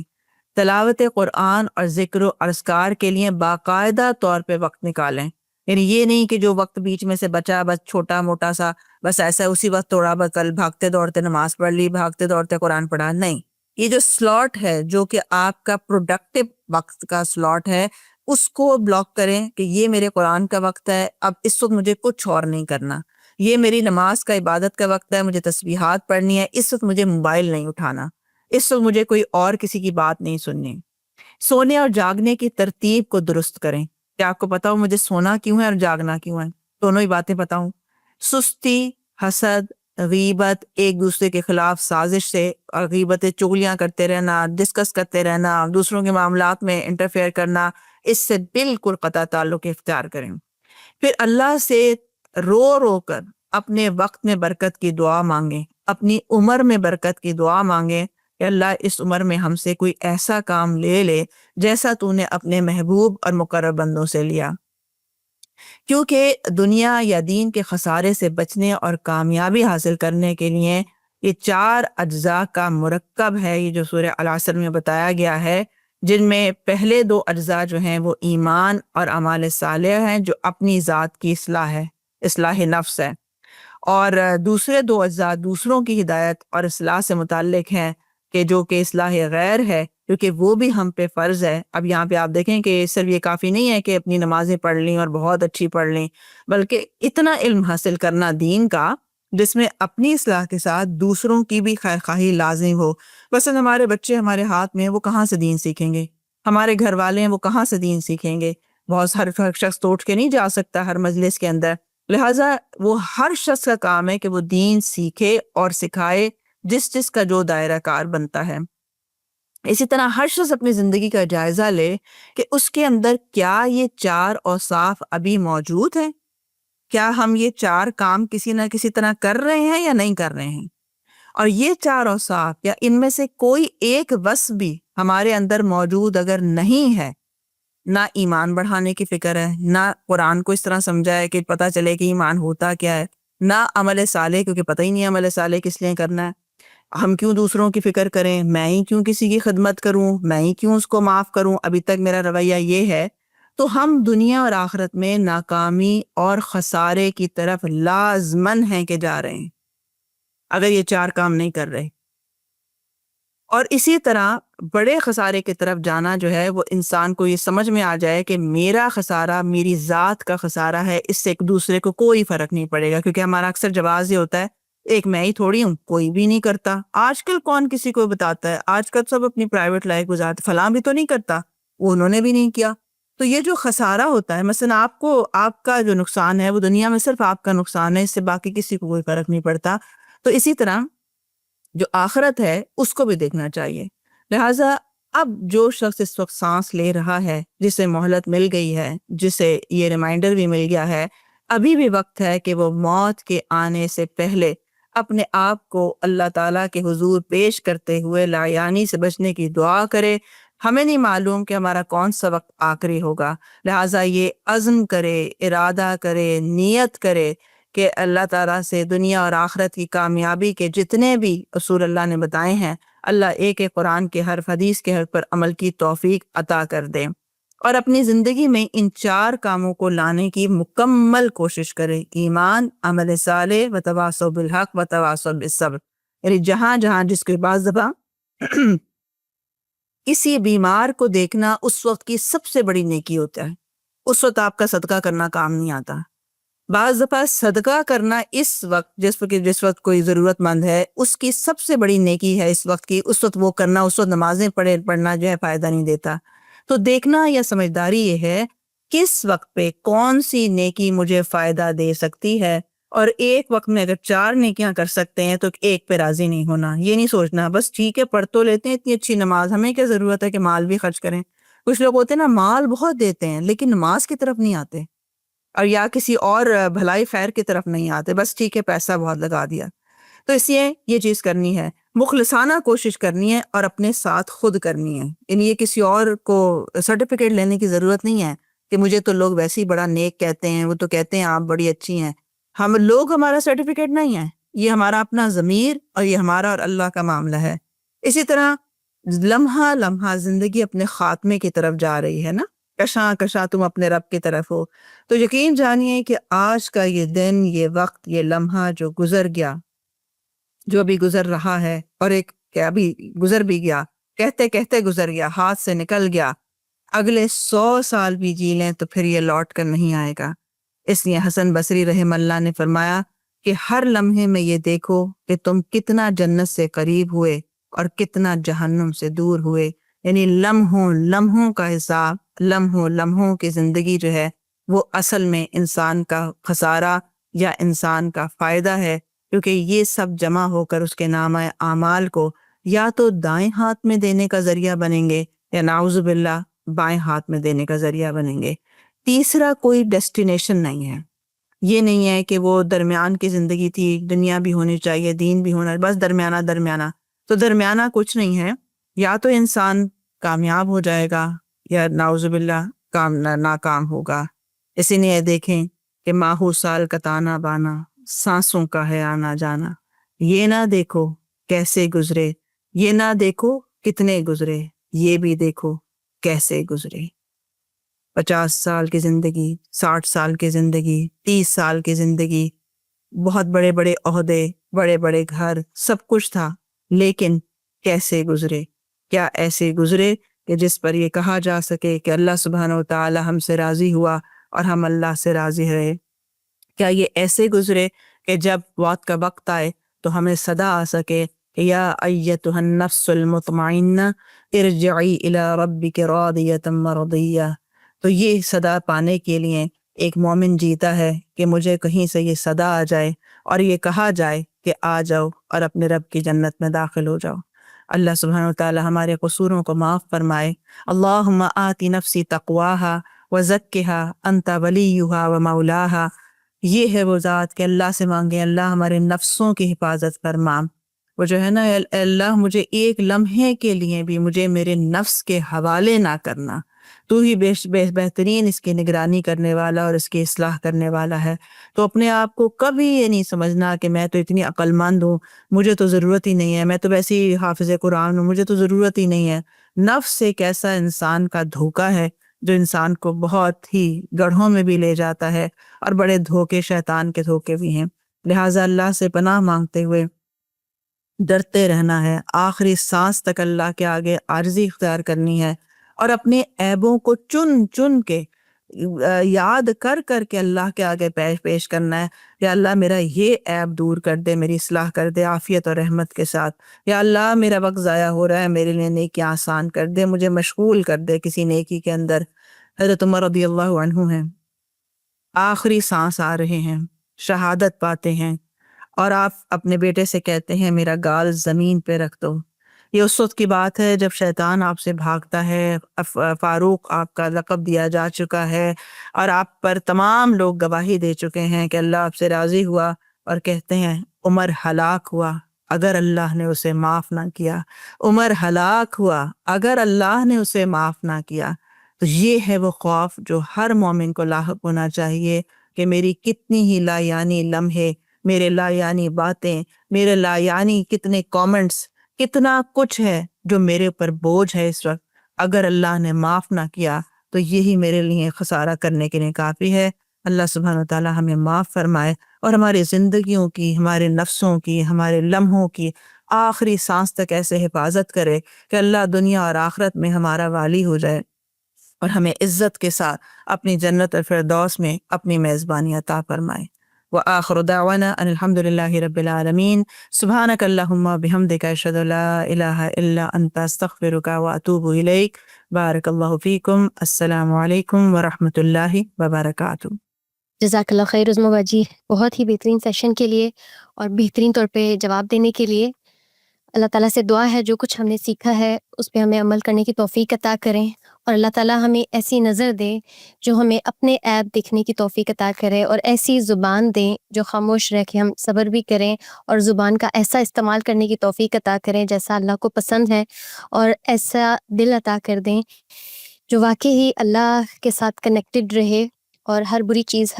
ہر برائی سے جو ہے وہ دور رہنے والا ہو۔ اللہم ارنا الحق حقا وارزقنا اتباعہ وارنا الباطل باطلا وارزقنا اجتنابہ۔ سبحانک اللہم وبحمدک اشہد ان لا الہ الا انت استغفرک واتوب الیک۔ بارک اللہ فیکم۔ السلام علیکم ورحمۃ اللہ وبرکاتہ۔